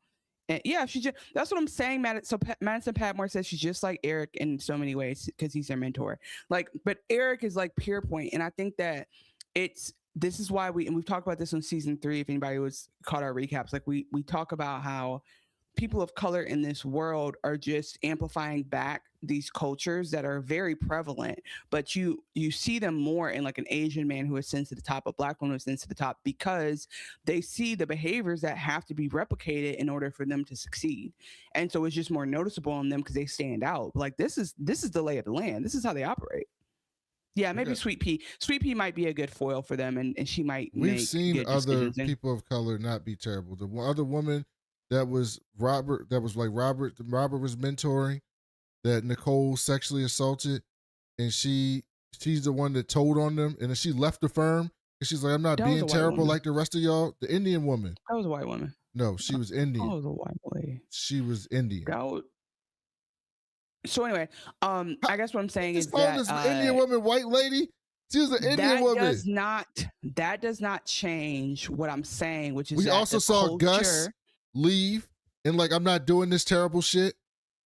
We don't have to make excuses for them. They're being terrible. That's not what I'm saying. I said they're all sociopaths. What I said though was that we are noticing it because people of color are amplifying this culture. That if this show was in Succession, there's a lot of stuff you yourself have said. Succession doesn't need Black people because it's not a story about Black people. It's a story about a certain group of people. So we accepted a lot of that behavior and like leaned into it as like, this is ridiculous, like super rich, like out of touch stuff that we have a subconscious reaction to these characters because they're showing us a culture that we don't identify with them. Like this cutthroatness, we don't identify it. And so it's showing up, and it makes these characters so dynamic because they're amplifying something back to us that we just assume is just like stuff that white men do in like a parlor with. white men do like in a parlor room with cigars. I'm just saying they're reflecting back the culture that we've gotten very used to. What's that Egregious say? Monk, thank you for coming in and saying, Egregious Monk said, hey, yo, I'm back in the chat. No. What else did she say? And then also, Leah said, I wonder who. Can you go back up one? Can you go to Leah's question? I wonder who's the assistant big black boyfriend. Forgot about that. Oh yeah. She said, I'm gonna get my big black boyfriend to come F you up. No, I think thank you, Rabbit, for trying to go there with me. Brandon always tries to disembowel my argument. Egregious Monk, she was Indian, my bad. But my point is that yes, there are people of color who have left. I'm not saying people of color, that's my point. People of color are not inherently noble. It depends on environment and depends on culture. And so it's like, if you go into this culture, you're going to do the same things. No but one's you're inherently stand noble out because you're not blending. I don't know if that's true. No, I'm saying no one's inherently noble. They're all the if that's people true. that ascend to heights in this business are all terrible. That's Oh, why I you mean say nobody on the everyone show? on I the thought you meant show like is in history. terrible. But Harper, to the other terrible people on the show be like, yo, why is she so terrible? Because she's like, her and Eric, my man. point to you is that it's amplified. People notice it more because they are people of color doing these things. If this whole Eric show sold was all out white his people, we would not. longtime friend who got him in the business because he had a and tumor. we expect something different of him. But Adler was going to do that to him in the first place. Adler didn't have his back the whole time the way he was acting like it, but we don't have those subconscious expectations for him. So I'm saying there's something to this about like there's extra critique on them because they're of color. And I'll make my argument all season. Don't you worry. We don't have to solve this right now. Then we go meet my boy Otto, who was just spitting facts, spitting hot fire. He's disgusting. I'm so disappointed in him. And then I should have the seen this coming. cathedral. I should have seen this coming. And he's wearing his garb. He looks like he's getting knighted as we speak. Like this man is an MP. Like he's literally becoming a lord. He's getting knighted. He's meeting the king. Like he's hanging out with Prince Andrew. And Otto was talking about he saw her churlish email. And Harper's like, I never signed up to be in a separately managed account. He's like, you're not. And then we get this excellent scene here. Selling companies that act in the public interest is the work of vultures, and we are not vultures in here. Are you telling me that Siren? They're not vultures, Chanel. Selling shorts on companies that are for the public interest is vulture work. And Harper's like, sign me up. I signed up for that. What are you talking about? I didn't come here to do nothing good. I came here to bet on public interest shit to fail. That's what gets me off at night. He is gaslighting her because they sat on the bench and she said illegal shit to make money. He said legal shit to make money. And now months later, he's in the public eye and he's like, actually, I'm putting this all on you. I can't believe you would want to do this. Why would you think I want to do this? I'm over here with my rich friends doing rich people stuff. Why do I need to cheat people? Acts It's in so the public clear. interest? Wanking is utilitarian. I am talking about... Another great name for the episode. Fair enough. Wanking is utilitarian. That's fucking great. That's fucking great. Your other prospective shorts, public utilities. Those board members are friends. They are nephews. He sounds so friendly too, being terrible. He just sounds so That's really friendly. why I think he's talking about Kit's business, because he's like friends, cousins, countrymen, nephews. Like he's talking about her shorting what's his name's company as well. Godchildren. Okay, so then what are we doing here, honestly? You are in an enviable position for a woman of your age. Now, I am going to cauterize the bleed of your ridiculous and unilateral email, and we will assess your performance quarter on quarter, like any other manager. Okay, pause here. So when he said this, I was like, all right, he still got me. And I agree with Leah 999 out of disappointed, but not surprised. And then I was going to say, like, Egregious Monk said Harper is a cold-blooded Beyonce. Beyonce is cold-blooded in her own right. Harper is not quite Beyonce. I only disagree with you because Beyonce practices way more than this. And she finds a way to make sure that like her external facing is 100% good. Like people have to go and be like, read between the lines to find the bad stuff about Beyonce. Harper don't have no foundation where she goes and helps the little girls get tickets to the show. But I will say with Otto, what he's saying right now is saying, hey, you're young for your age, you're young for this part of your career, you're owning a fund, this is a big deal. I gave you this step up. I gave you a lot of latitude. We're going to start having a regular work relationship where you don't go unfettered with people's money and you don't like go crazy and make these decisions. That was what I understood. And then after that is when he got into his Tory bag. Unfortunately, Harper, this is a brave new world based on merit. That's a brave new world based on, look, watch him spit these facts, you know. He's kicking knowledge. No, don't do that, because everything he's about to say is going to be gaslighting from here on out. This is racial gaslighting at its finest. Based on merit, it's crazy. Okay. You hired me on merit. I hired you as a face. That's and the cost-benefit analysis of the progressive sheen that you brought to the wider umbrella of Mostyn Asset Management. And they had a scene last season where he talked about it'd be good to have a black woman in charge. That was in the show. I don't know why she's surprised that he said that. They said it last season. But there's two different ways to think about this. There's the internal, like, we need diversity of thought and diversity of background, and there's a big perspective that's missing, not just from a racial and cultural perspective, but from like what Black women globally do economically and in terms of education. It's like we are a powerful demographic, and whenever people take us out of the conversation, they're being intentionally racist, because Black women are some of the most educated, most well-traveled, best in their field. Like, there's no shaking a stick at us. Like, we're not rare, right? With that said, I think you can say, I want to have a better, stronger team. So I want to make sure I have like someone from this area, someone from this area, and I want to have that. When you say, I got you for your external sheen, that's perverting it, basically. No longer stacks up. You wanted to hire a puppet in blackface so you could continue being a crook. And in whose eyes? And she's like, bro, she was like, this is crazy, because I would have been a crook with you. Just let me be a good crook. I can be a good Black woman crook. You're not letting me. Provably a crook. That's the difference there. He wants to be a crook without being a crook. Harper just be a crook. She don't give a fuck. I will cut your throat right in front. She's not trying to go behind your back or make it seem good. I'm just going to cut your throat. A crook anointed by the king. I will. And I will say that is what separates us across the pond. The way we do business is different.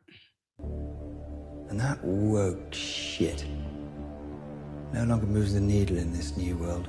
Yeah. I accidentally called a subordinate a retard yesterday. Nobody flinched. And you know what, Harper?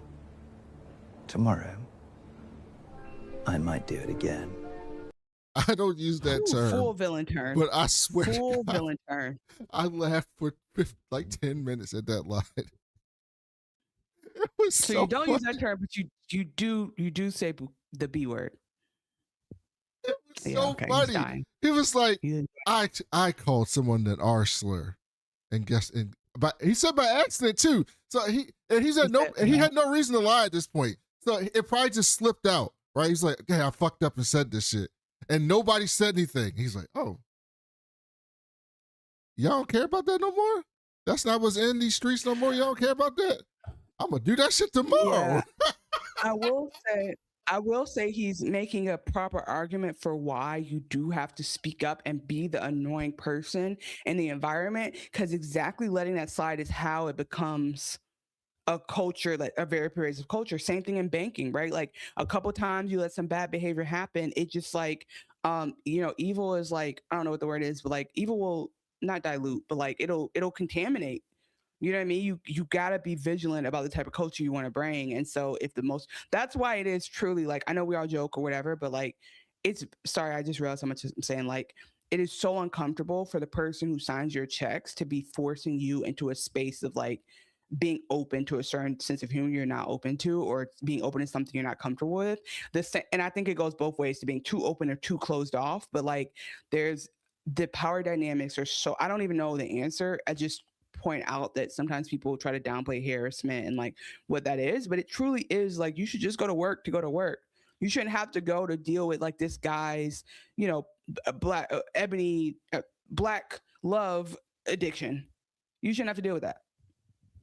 I swear, that line was so funny. It was decent. Chat saying that so Harper funny. that Heaton created a monster. Harper's about to get her get back. I'm not. I want it now Leah, because Otto is. what now you mean officially he a villain. created a monster? What you mean he created He the created monster? an enemy. He created an enemy. Otto is the Oh, villain an of the season enemy. now. Okay, yeah, he did create an enemy. Yes, I should have had the Stephen A. I gotta get that Stephen A. Smith drop. I don't really want to put any of him on my podcast. There's a clip. There's like one time a few years ago, he's like Kevin Durant said something about him, and he gets on First Take. He starts talking real low, and he's like, "I've been hyping you up since the beginning. I ain't never said nothing about you. I know people around the whole NBA. I've been doing this for 30 years. You don't want to make an enemy out of me." That's what he says. Just like he's talking, just like that on the show. I hate Stephen A. Smith so much. I got to but get that that's clip. what- That was it's so called. great. That's a great drop for this show, by the way. So then, back in New Jersey, our boy Eric finally shows up. I took so many notes, like 5 pages of notes. We got to get through the rest of this. And Eric is clearly not about this life, man. He on the golf course, and he looks so miserable. Oh, and they have the cameo.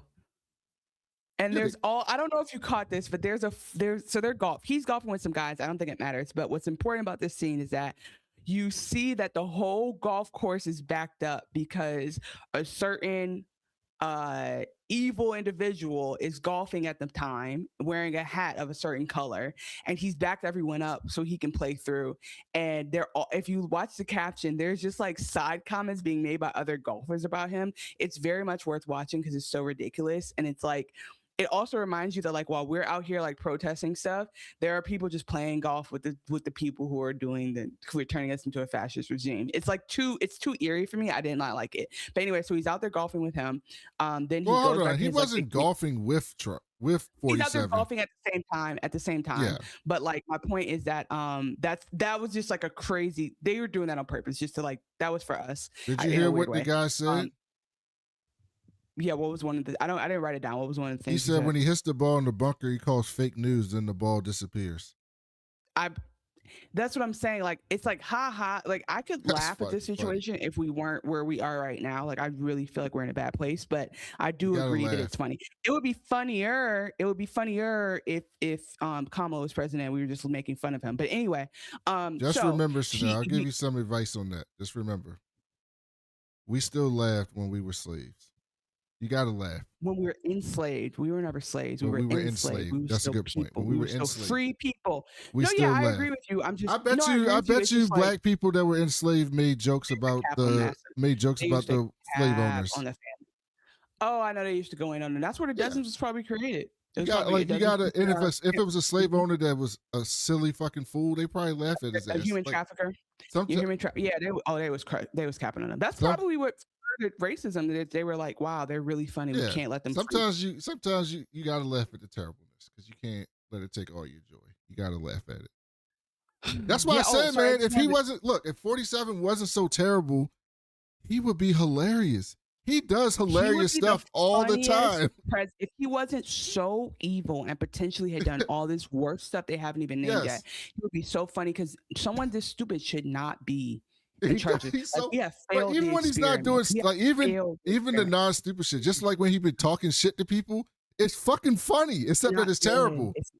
Yeah, Except that it's exactly. I agree. terrible. I agree. But it's funny. He ruined he's going to go down in history as one of the most hated evil people in the world when he could have. It's just like it seemed like he was so close to actually being beloved fuck up in business, right? Like, you know, Yes. everybody loves a comeback story, right? You think about like RDJ. My mom talks about him all the time when we were rewatching phase 1 and phase 2 of Marvel. Like, he used to be, you know, in the hotel getting high, and he recovered. He didn't hurt anybody along the way. Now he's beloved. Like, you can recover a legacy, but you cannot recover this legacy. And I just wanted to point out, I do agree with Leah, who said black capitalists are still capitalists. I agree with you. That's why we got to eat the rich. And y'all, if I get rich, listen, I will be a double agent. So if you see me getting money, don't even worry about it. Just know I got us in the back of my head. The evilness is not what makes him funny, egregious. I think like the evilness is what makes it. The diabolicalness is what makes it that. When I'm talking about evilness, I literally do mean like the children dying. So like that's less funny. But I do think that him having bad intent and being that stupid, it's like this would if we saw this character on TV, we would be like, no way. No way. I Anyway, mean, we so saw Black Bush skit, and Bush wasn't like that, but when he was just talking shit to the reporters and Bush shit on the was like that, but he was just also a bad. Like he also left some kids behind and started a war. when Black Bush was just talking shit to the reporters on the Chappelle Show skit, that's what he does now. But he did it on the skit, and it's fucking funny. But anyway, we go back to Eric. We go to this beach house that is like Eric. If we remember, Eric's divorced. His kids don't fuck with him. He never got it together at the end. He kept chasing Pierpoint instead of going home with his family. He kept choosing the firm over all of that. And so he gets that call from Harper, and she's upset because Lily Laura, again, like I'm pretty sure that's his daughter's name, Fun has pulled the money, and he says, "Oh, my son's doing it," which is interesting because he has a whole son or somebody he's related to who does money management for his particular firm, but he clearly has not mentored that person, or if he has, it's been more wholesome than whatever him and Harper had, because like we don't even know about this character. I haven't really been introduced. And so I just wanted to point out before you get to whatever they sell on the phone, his girl walks by and she's dark-skinned Black woman. I said, I know that's right. I know that motherfucker right. You better get back to go to Brooklyn and get you. His girl. So he doesn't. I mean, he's hanging out with a woman. They're hanging out. They're adults. They're having fun. I don't know what the problem is. And he's not doing drugs with her. They're just Harper says what it is. Harper says, "Oh, that's a nice arrangement you got." And I don't know if you notice this, but there's people in the hot tub behind his house. So there's definitely something going on. And he's like, "Wait, arrangement?" He's like, "I think she likes me." He's like, "Mm-hmm." She said, but okay, I will say my biggest issue with Harper this whole episode is that Harper goes, "She sounds Black." Why'd she say Black like that? That's how she talks. She's been talking like that for three seasons. I don't like that. She ain't never talked about another Black woman in that way. That's unnecessary. I didn't like that at all. That's how like, she Harper, speaks. I'm like, Harper, don't. I bet she got a fat ass too. She's like, "I'll never be like those Negroes." That's what she was giving. I didn't like that. He said, "I'm not a fetishist." Why does that surprise you? Well, I don't know why you think Harper's some pro-Black like icon. Pro-Black and anti-Black are two different things. Anti-Black is active. I mean, she's done some anti-Black shit in this show. Hurting a Black person is not anti-Black. With Gus. That's interpersonal. Harper says, "I bet she got a fat ass." And then Eric says, "I'm not a fetishist." And she goes, "Of course not." Like, I know. We should talk more about how like Eric just likes sex. I think she was a sex worker. We've seen Eric with a sex worker before. I think she's a smart girl who found a good guy. I don't know if she's as full. Who was the last time we seen Eric with a woman? Sex worker. I think you're crazy for jumping a sex worker. I think she's hanging out with a guy she met, and maybe she realizes he's rich. Every time we've seen Eric with a woman, he's with a sex worker. He used to take them with the bags and pay him at the restaurants and shit. In London, but in the States, maybe he has a different swag. Things are different. He was out there working. He has time to build a relationship now. I'm not about to validate that. Eric, he's giving sugar daddy. He's giving sugar daddy vibes is what I'm getting to. Okay. If she was white, you wouldn't say that. No, here's the thing. She's hanging out with him in the middle of the day on a barbecue. That's not an escort behavior. That's like girl that I pay for stuff with behavior. No, it's not. Escort is like out and about on the town or in private. Escort is not like hanging out on my friend's barbecue. That's okay. Let's move on. Anti-Black. That was actually anti-Black. More than Harper. So you just redeemed her. About the game. You gotta read these books. You redeemed her. You shooting this sister too much bail. That's right. That's right. And look, I'm not even judging her. You reacting like I said something bad. She's a sugar baby. She's a sugar baby, but full on sex work is crazy because that suggests that like it's only an arrangement. I'm just saying. Silly me. A mature woman at the beginning of last season, right? I'm pro sex work. I don't have no problem with sex workers. I don't judge them. It's not demeaning. Too, but I'm not pro judging a woman. Be like, oh, she probably is. I didn't judge her. You judged her. She loves him. Maybe she loves him. Okay. You ever think about that? No, I never thought about that for a second. So Harper's on the phone and she's like, yeah. And he's like, yeah, I heard about your gatekeeping. Like, that's crazy. You shouldn't have did that. That literally is the way that the firm says, hey, we're about to die. Please don't let us die please don't make us take our last breath. And then she says, he said your tone could come off a little bit intense or something like that. No. I have no. Because this is one of my favorite lines. Sex work is labor, but assuming she's a sex worker is crazy. Anyway, keep going. This is one of my favorite lines of the entire show. He says, I read your email. It read aggressive. And Harper said, Yep. angry black woman? Really? Is it as reductive as that? And Eric had the best line in the history of the show. This is the best line of this fucking show. Eric says, you are an angry black woman. I feel like you're missing it. You're laughing too hard at that. It's not. How do you not think that's the best line of the show? Because the whole what she she's saying is like, he's not calling her the angry black woman stereotype. He's saying you are an angry woman who's I think black. what she's saying is, I pulled it off. I've made it here. Why is this ever coming up about me? Why would that like stereotype be taking place in the same conversation with me? Chanel. Everyone in this let me finish. Everyone in this industry is angry. Everyone in this industry is aggressive. Everyone in this industry is intense. Why would that even be like? She's saying like, no matter what, you are what's the word? You're aggressing me. You're microaggressing me, bro. We watched the scene where she dictated the email. She was angry as fuck dictating the email. But she's allowed to be angry. It's not notable. It's only notable because she's black. That's what she's saying. She's like, bro, everybody else gets to do this, but when I do it, all of a sudden it's something worth noting. And she's like, that is racism popping up in its own way. I agree with her. Like, I get the right to be angry. It should not be the thing that describes me, because people get angry all day, every day. I've never heard angry white man. I've never heard that be like, oh man, intense, aggressive. Like, it takes so much. It's such a threshold for men to be called aggressive. Yes. And if women call them aggressive, then it's like, oh, you're sensitive. Everything you're saying is 100% correct, except we're talking about someone who's actually that. Like I said, I'm not disagreeing with the words you're saying. You're 100%. You have to go through me. You're 1,000,000% correct. Except you have to go through me. See, we literally saw her dictate the angry email that people thought was aggressive.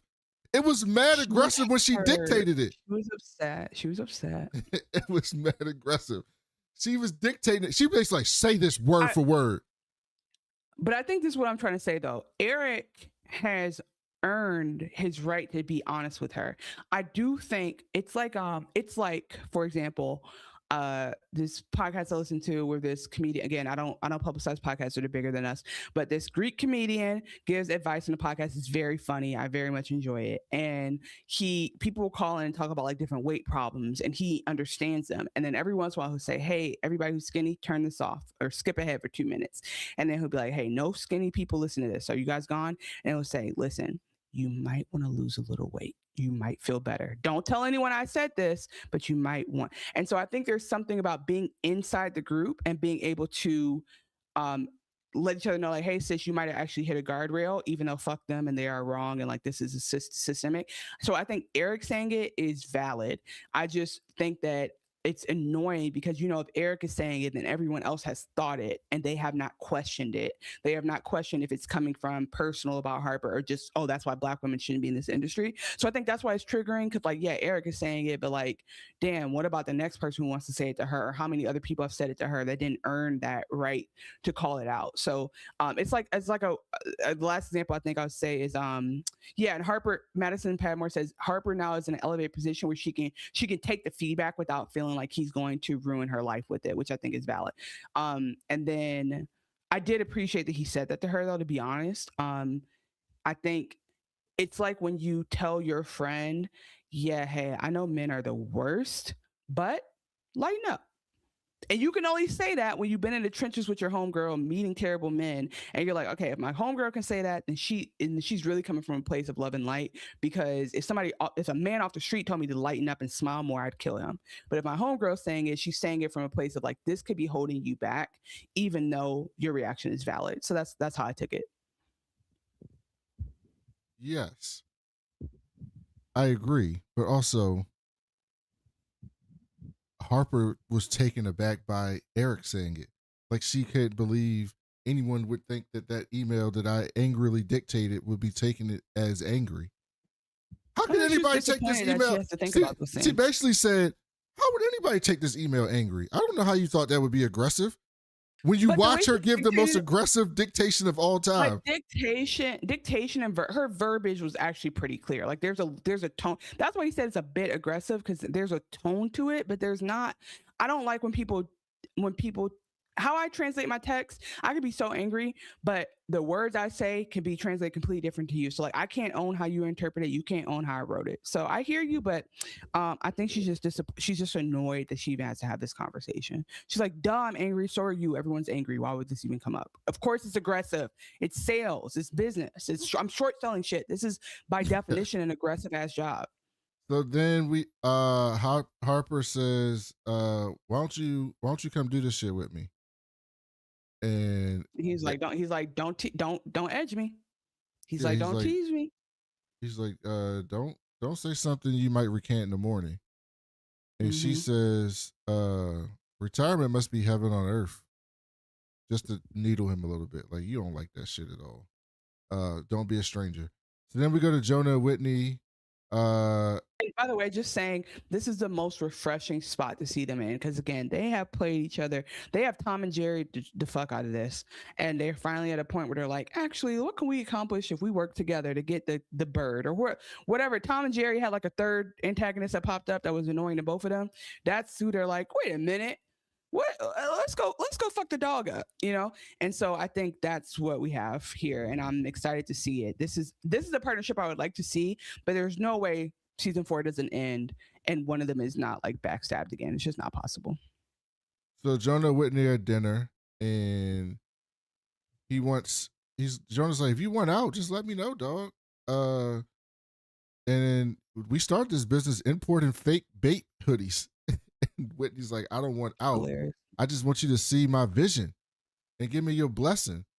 And Jonah starts talking about fucking some girl. And Whitney's like, dog, why are you like, what are you telling me this for? And he's like, you've been going to Africa. And Whitney was like, you signed off on that shit. Whitney was like, you signed off on that shit. And Jonah was like, I thought you was going there for some porn shit. And he's like, all right, we're clearly at an impasse in this relationship. He was like, why don't you just give me your blessing? He's like, all right, fuck it. You want to go through this route? Put me in all the meetings. I'll be there. Let's do this shit. And he was like, I don't need you engaged. I just want your fucking, like, just sign off on this shit. Let me handle that shit. And Jonah was Which, like, by all the right. way, is another, but that's another warning shot to Jonah, because Jonah's response is actually, Jonah is the response of the partner who is still committed to the relationship. And Whitney is the one who's already started monkey branching. He actually already knows what girls he's going to call as soon as he breaks up with you. Like, he actually has already gone on a date with one of them, and y'all are still in a relationship, but in his mind, y'all are broken up. He just hasn't told you yet. That's what's happening here, because Jonah's like, his response is so mature. He says, listen, I'm going to give in. Put me on. Let me see what's happening. Let me wrap my head around it.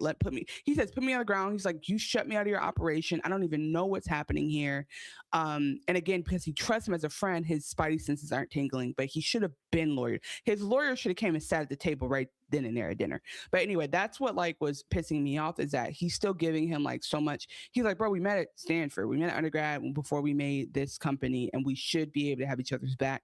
And yeah, Witta's already like 2 crooked steps ahead of him. And he says, listen, we're never going to be a bank, dog. Like, that's not what this business is. That's not our story. And that's when that was the moment he was like, all right, I'm going to do it. Like, I'm going to do it.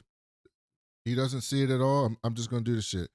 And he was like, listen, just don't come into the office hungover tomorrow. And Jonah was like, I don't got nothing to go home to, dog. And Whitney was like, you know I love you. And I was like, that's when you know he was about to do some fuck shit. Then we go to Yasmin's party, and Whitney sees Harper there, and he goes to talk to her, and they start getting to know each other. And Whitney's like, I know who you are. And Harper's like, oh, you know who I am? Because, you know, she wants people to know her. And so she's like, you know who I am? And he's like, yeah, I know who you are. And so he was like, what are we doing here? They both know Yasmin. So Yasmin comes over and is like, I'm glad you guys were talking together. And then we see him at dinner, and Yasmin introduces Jennifer, the ministry. Hold on, I know we're speeding through because we need to finish, but like Yasmin comes in, something has happened one, Yasmin has made this decision to marry Kit. Cannot be bothered to remember his real name in the show. She's marrying this man. She is born for this Henry role. Like Muck. she's definitely ready. Henry Muck. Thank you. She's definitely ready to be Lady Muck. She's definitely ready to run the castle. Like again, she had all that stuff with her dad, which I'd almost forgot about until the recap. But she comes in. I think this is so interesting. I think it's going to be relevant. She comes in like this, like shoulder padded, sexy business suit. And it's giving like not quite princess, it's like Princess Diana Kardashian is what it's giving. And I do think seeing her dress like this is significant because she's running the household, as we see, in a way that's going to be significant. Like I don't even know if we get to the wedding based on what we saw at the very end. And she mentions like, oh, apologies, Henry has a cold, which everyone knows is something else. Like the man would have showed up with COVID if he really wanted to be outside. So I don't really believe in that. But she's showing like so much power. And it's like, we've seen Yasmin, you know, she only found power in like those interpersonal, like sexual relationships, like with Robert. And we would see her power only come out with these like dating relationships. I feel like she's in her power now because she's not in the professional world where like she really wasn't taken seriously. She's really just in her element. And I hope this doesn't ruin for her, but I think it will. I just wanted to say that because it's the first time we really see Yasmin in this episode. And then I don't know what Harper went for. Like I don't know if Harper would have went to meet this guy like that. I'm not saying she didn't go for Yasmin, but she clearly had something in mind. And I'm not going to be surprised if Harper versus Wit is not like, hey, you think I'm 2 steps ahead of you, but actually I'm 2 steps ahead of you, but actually I was ahead of you the whole time. And actually it was me this whole time under a mask. Like, I think that's what we might see in this dynamic if they keep going back and forth. Because I do not believe Harper just had a meet cute. Don't believe her. So then Whitney basically talks to the Minister of Industry and says, you know, I'm glad we met because I got something to tell you. Like, he's basically trying to say, I'm not in the industry anymore. Let's do some business. And then they go outside and Harper walks up on Whitney and he says, do you want to come home with me? And Harper says, I did it 'cause you know that I'm a fiend. That's what she said. She was ready. And she got in the car. No notes. That's fine. That's true. And then we see Hayley show back up. And Hayley's like, hey dog, she made up a lie. You know the person used to be me before? She reached out about getting a reference. What should I tell her? And he was like, oh, did she? I'm glad that she's doing good. And Hayley was like, why? What happened? And she was like, I shouldn't say nothing, but she had Crohn's disease. It was real bad. I paid for that shit in private. It was expensive, a whole lot of things. But you're on mute. The lie detector test determined that's a freaking lie. That was so clearly a lie. Like, that don't even make sense. First of all, you're sharing HIPAA. And I know even in Europe, HIPAA's even tighter. So I don't believe you just shared that like that and it was earnest. And so it was like, oh, like the breadcrumbs are crumbing. Like, he's not a good guy because he just set up his friend who would have gone to bat and would have played the game with him.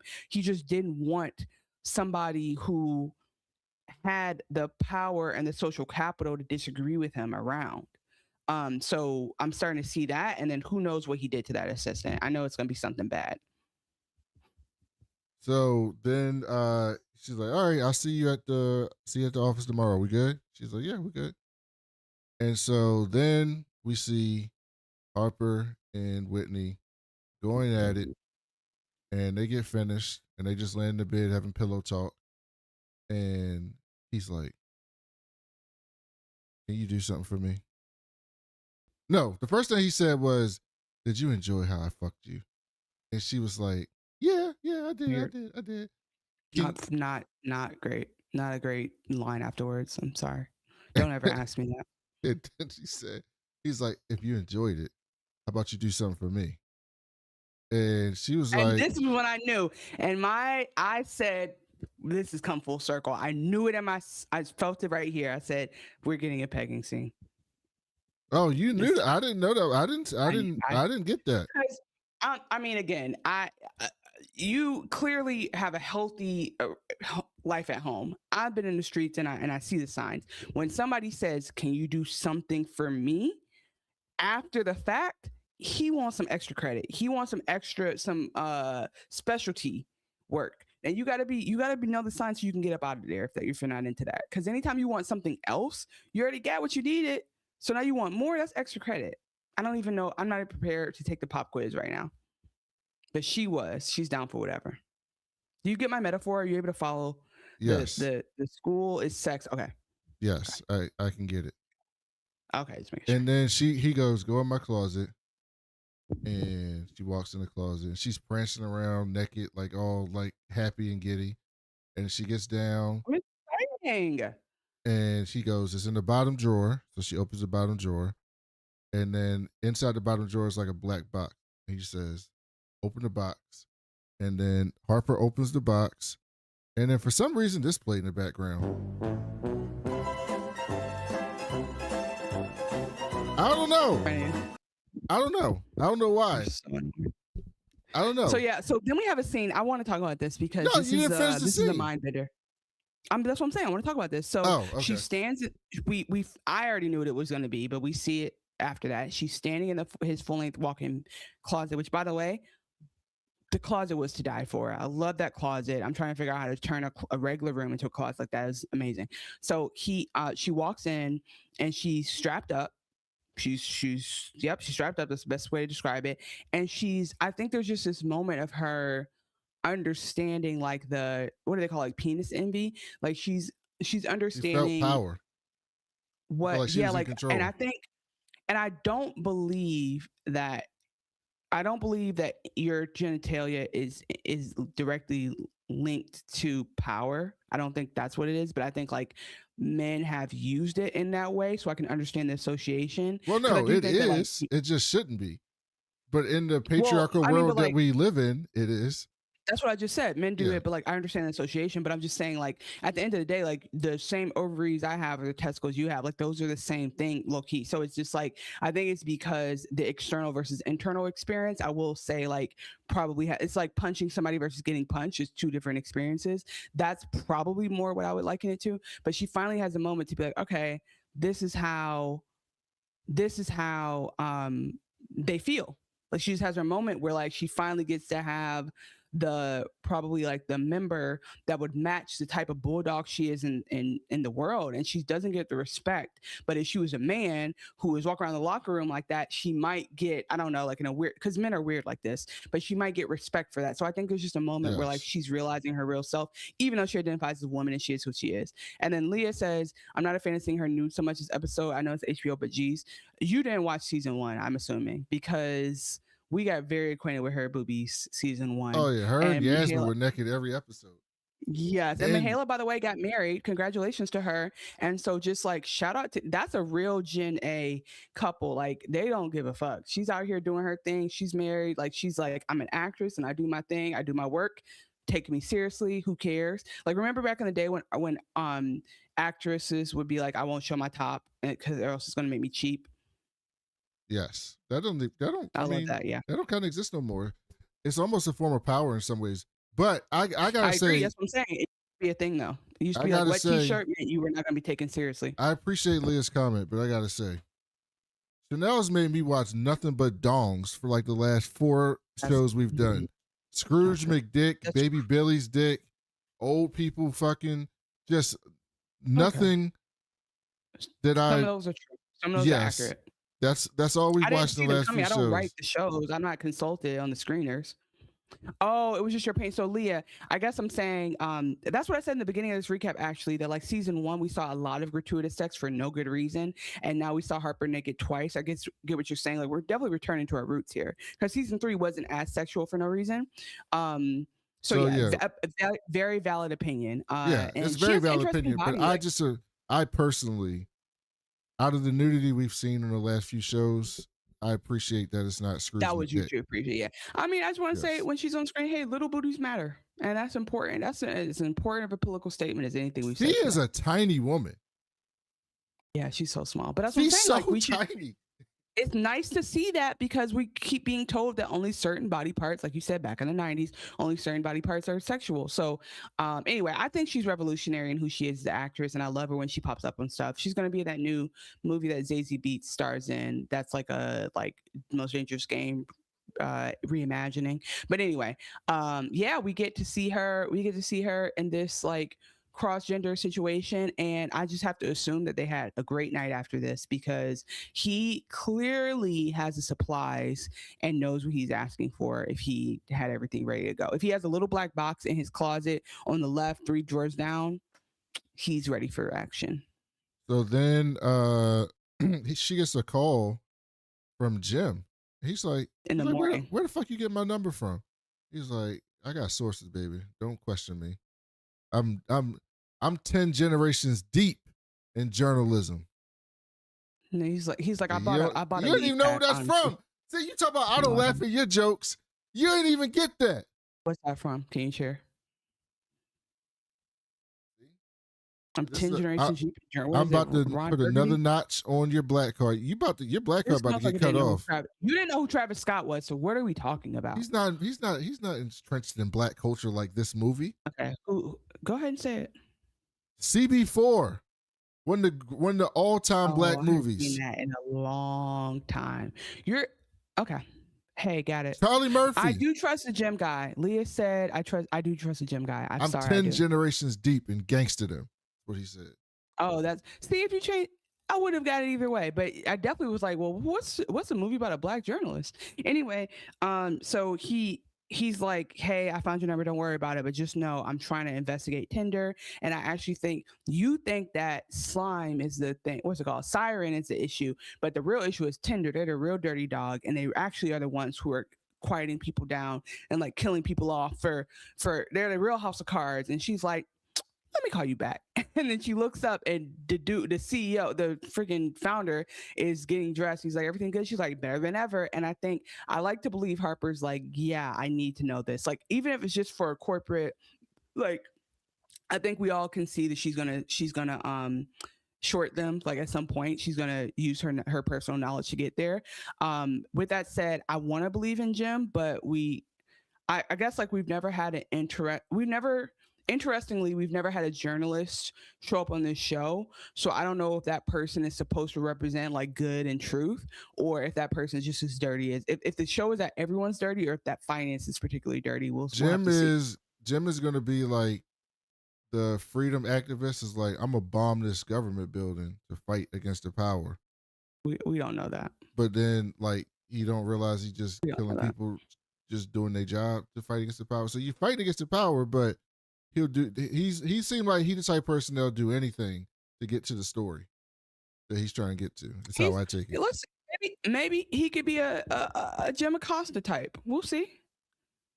So then after that, Harper's walking and meets Eric, and Eric hopped his ass on the plane to London the next day. Yeah, well, he surprises her. I wonder how long he's been waiting at her apartment, but she does the walk of fame back to her place. And they go and talk, and she says, "All right." And so he's like, "Let's get this money." That's what he says. That's essentially what he says. We can just skip the scene. No, he said, "Is this going to be a partnership?" She goes, "Yeah," but this was interesting. She said, I can't, she's like, what's your angle? I can't be a punching bag for another man's fear. I thought that was a great line. And Eric said, I sacrificed too much to be on the sidelines. Yeah, you sacrificed your friend, your 30-year friend, tumor. Well, I think he meant wife and kids. And so the point is, but Alder wasn't, stop acting like Adler was that was like such a stand-up guy. But he was a stand-up guy for Eric. He always stood up for Eric from what we saw in the show. And Eric was like, oh, you got a tumor? Fuck you. That's my chance to get on top. And so when he said, Harper said, all right, let's get, he's like, by the way, I want my name on the door. Eric was like, I want my name on the door too. Me too. Shit. Rest in peace to him, by the way. And this is a very cathartic conversation for them. But it's not going to end well. It's just Yeah, it's not going to end well, but I think that like I will say this: people can change. It just does not look like the linear type of change we see. It looks like you're in cycles, you're in loops, and you have to exit the loop at the right time to get to the next one, or you devolve down into back into a worse loop. Like, but at the end of the day, you're always doing some type of cycling, and so I think they potentially have exited into a new loop together where they're still going to have their issues, but maybe this one they try to be more honest and try to be more clear. Like she says, it makes her uncomfortable to be so honest with him, but like somebody in the chat said, it's valid though because she's finally she's at her own level where he can't treat her like an intern anymore, right? Like she has some stuff under her belt and it's not all accredited to him anymore, so she can enter into his relationship more honestly, whereas before he was an op at the end of the day too, because at the end, some kind of way she either wanted to work for Eric or take Eric's job. And so there's just this opportunity here now for us to see a new dynamic. However, yeah. And then Egregious Monk, Eric is the closest thing Harper has to a father figure. And welcome back to the chat, Tommy T. Frank. Leah says, I hated that she cut him off. I wanted to know what Eric was going to say. True. We don't know. Like Eric has some other stuff on his heart. So I think we'll have another heart-to-heart with them and we'll have another big blow up. But I think that I don't think these two characters are either going to, I don't think they're ever going to fully redeem, but they might grow old together in this sense. And Tommy Frank says, the one thing I like about this, can't be a good dad in real life. This is his second chance to be a good dad is all I want to say. Yeah, no, that's not going to happen. I mean, I compare this show to Succession because it has a lot of similarities as well as a lot of differences. But the one thing that Succession did was, I don't know how many podcasts I listened to or articles I've read or commentary on the show from people like on social media that they just kept waiting for the kids to like do good, like to realize their privilege and to finally come out. And the whole time I'm watching the show, I'm like, that's not the show that we're watching. They're not going to be good at the end. That's not how this is going to end. They're not going to get an epiphany and just be good. That's not the story that they're telling. And that's how I feel here. This is not going to last. That's real TV. That's good TV. This is not going to, they're going to come together and one of them is going to backstab the other. You know how I know?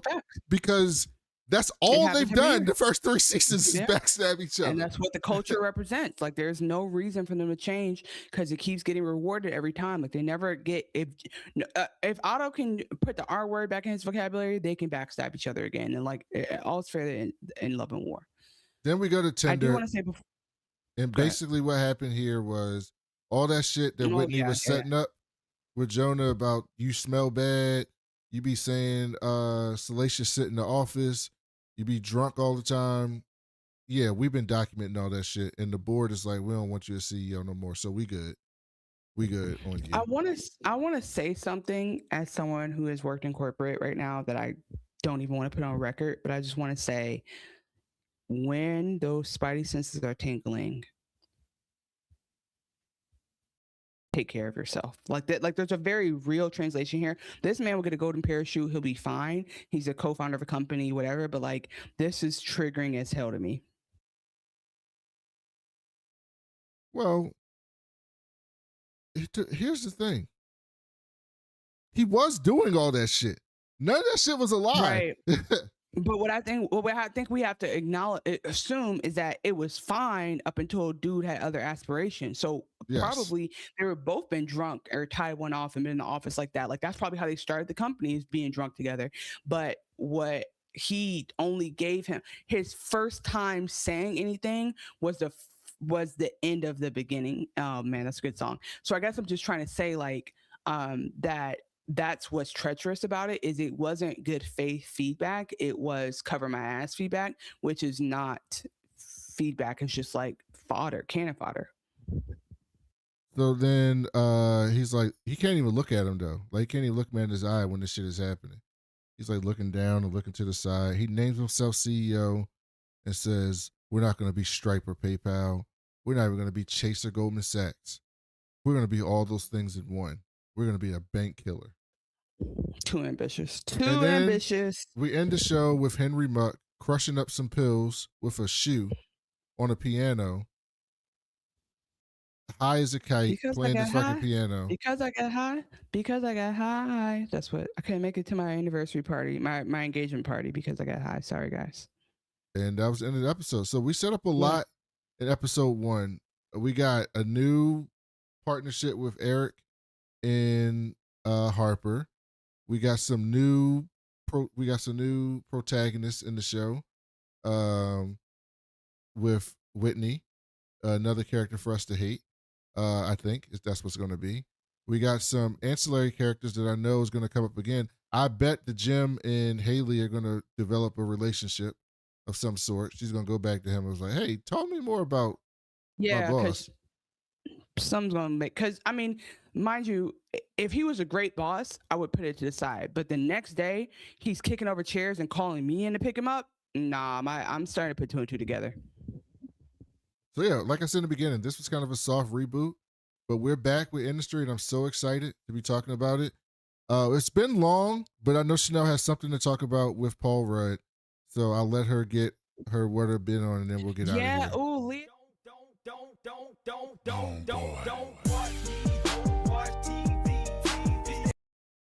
Okay, this is a segment where we talk about what we've been watching. I'm going to go really quick, what we was watching, but just real quick. Leah reminded us that he shared a needle last year, and I forgot about that because it has been 2 years. So Henry Muck is in the muck. He's down bad, and I think what I just want to, the thought I want to wrap up on in there is people are saying, oh, he's as bad as her dad. I don't think he's as bad in that sense, but she is definitely going to be in this relationship where she's going to be invested in him saving face instead of accepting reality about this relationship. So prayers up for Yasmin.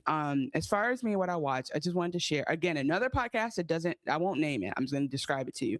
Paul Rudd did this podcast, and he has this running gag with this comedian where the first time, so in this comedian's universe, Michael Cera is his assistant, but Michael Cera is not Michael Cera. He's just a guy, right? So that's first of all.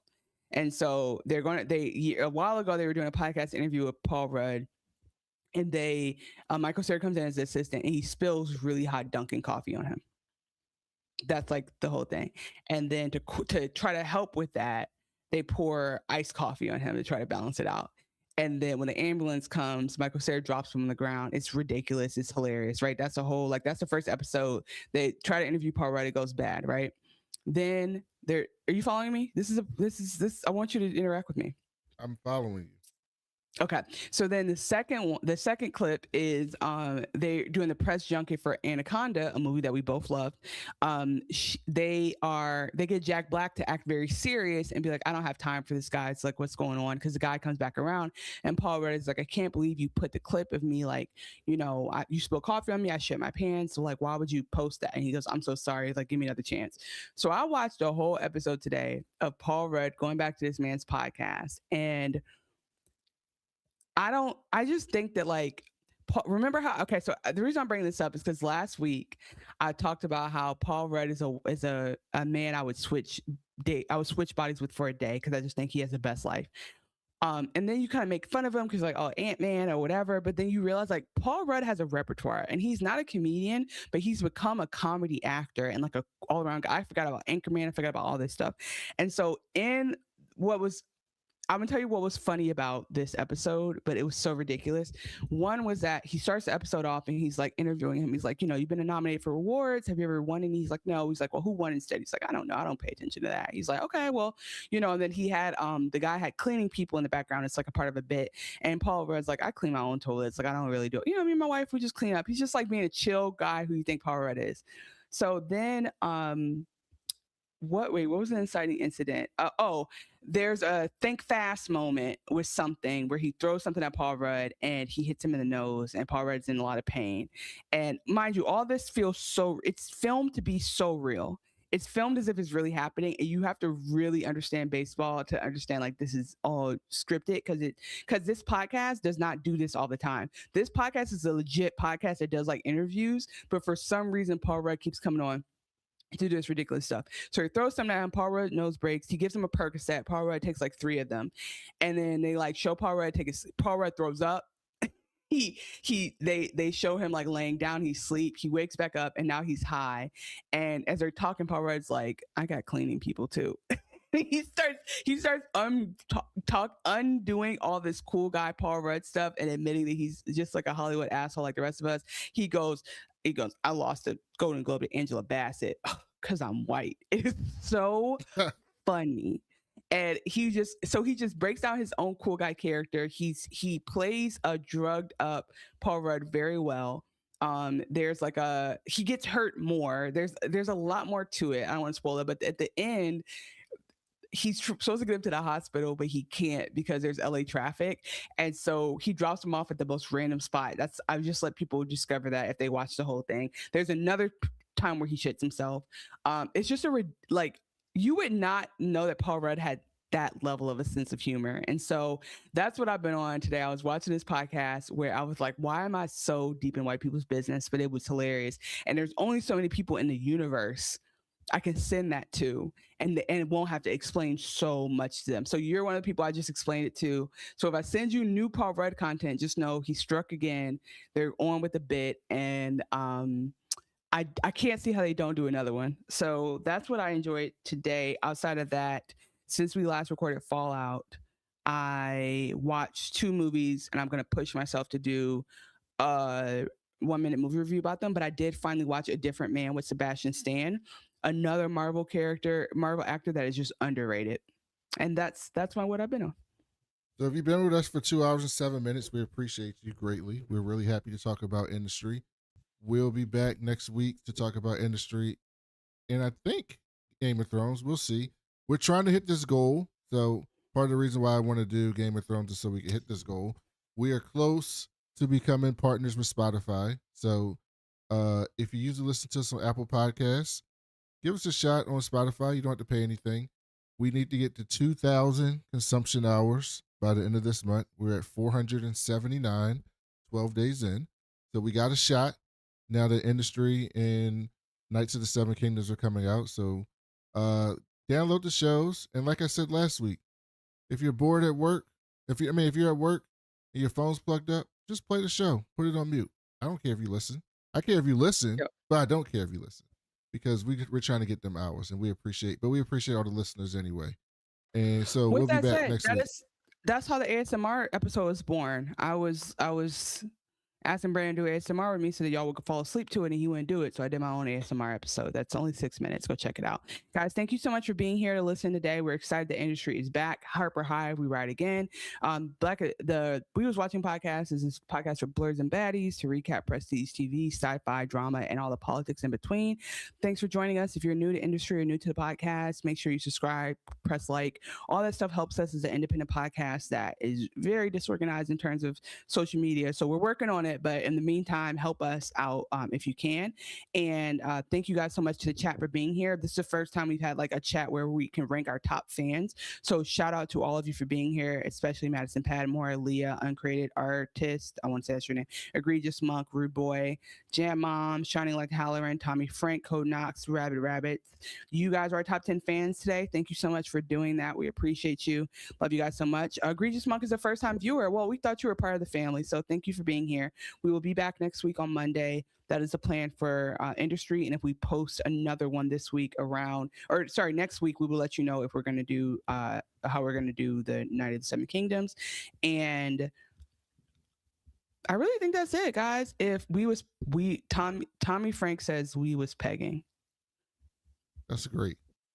I'm actually okay with that being the podcast title. So guys, thank you. We'll see you next week. And remember, if we was watching, it. Oh wow, I forgot. Buy the dip, short the Vix. Yes. Fuck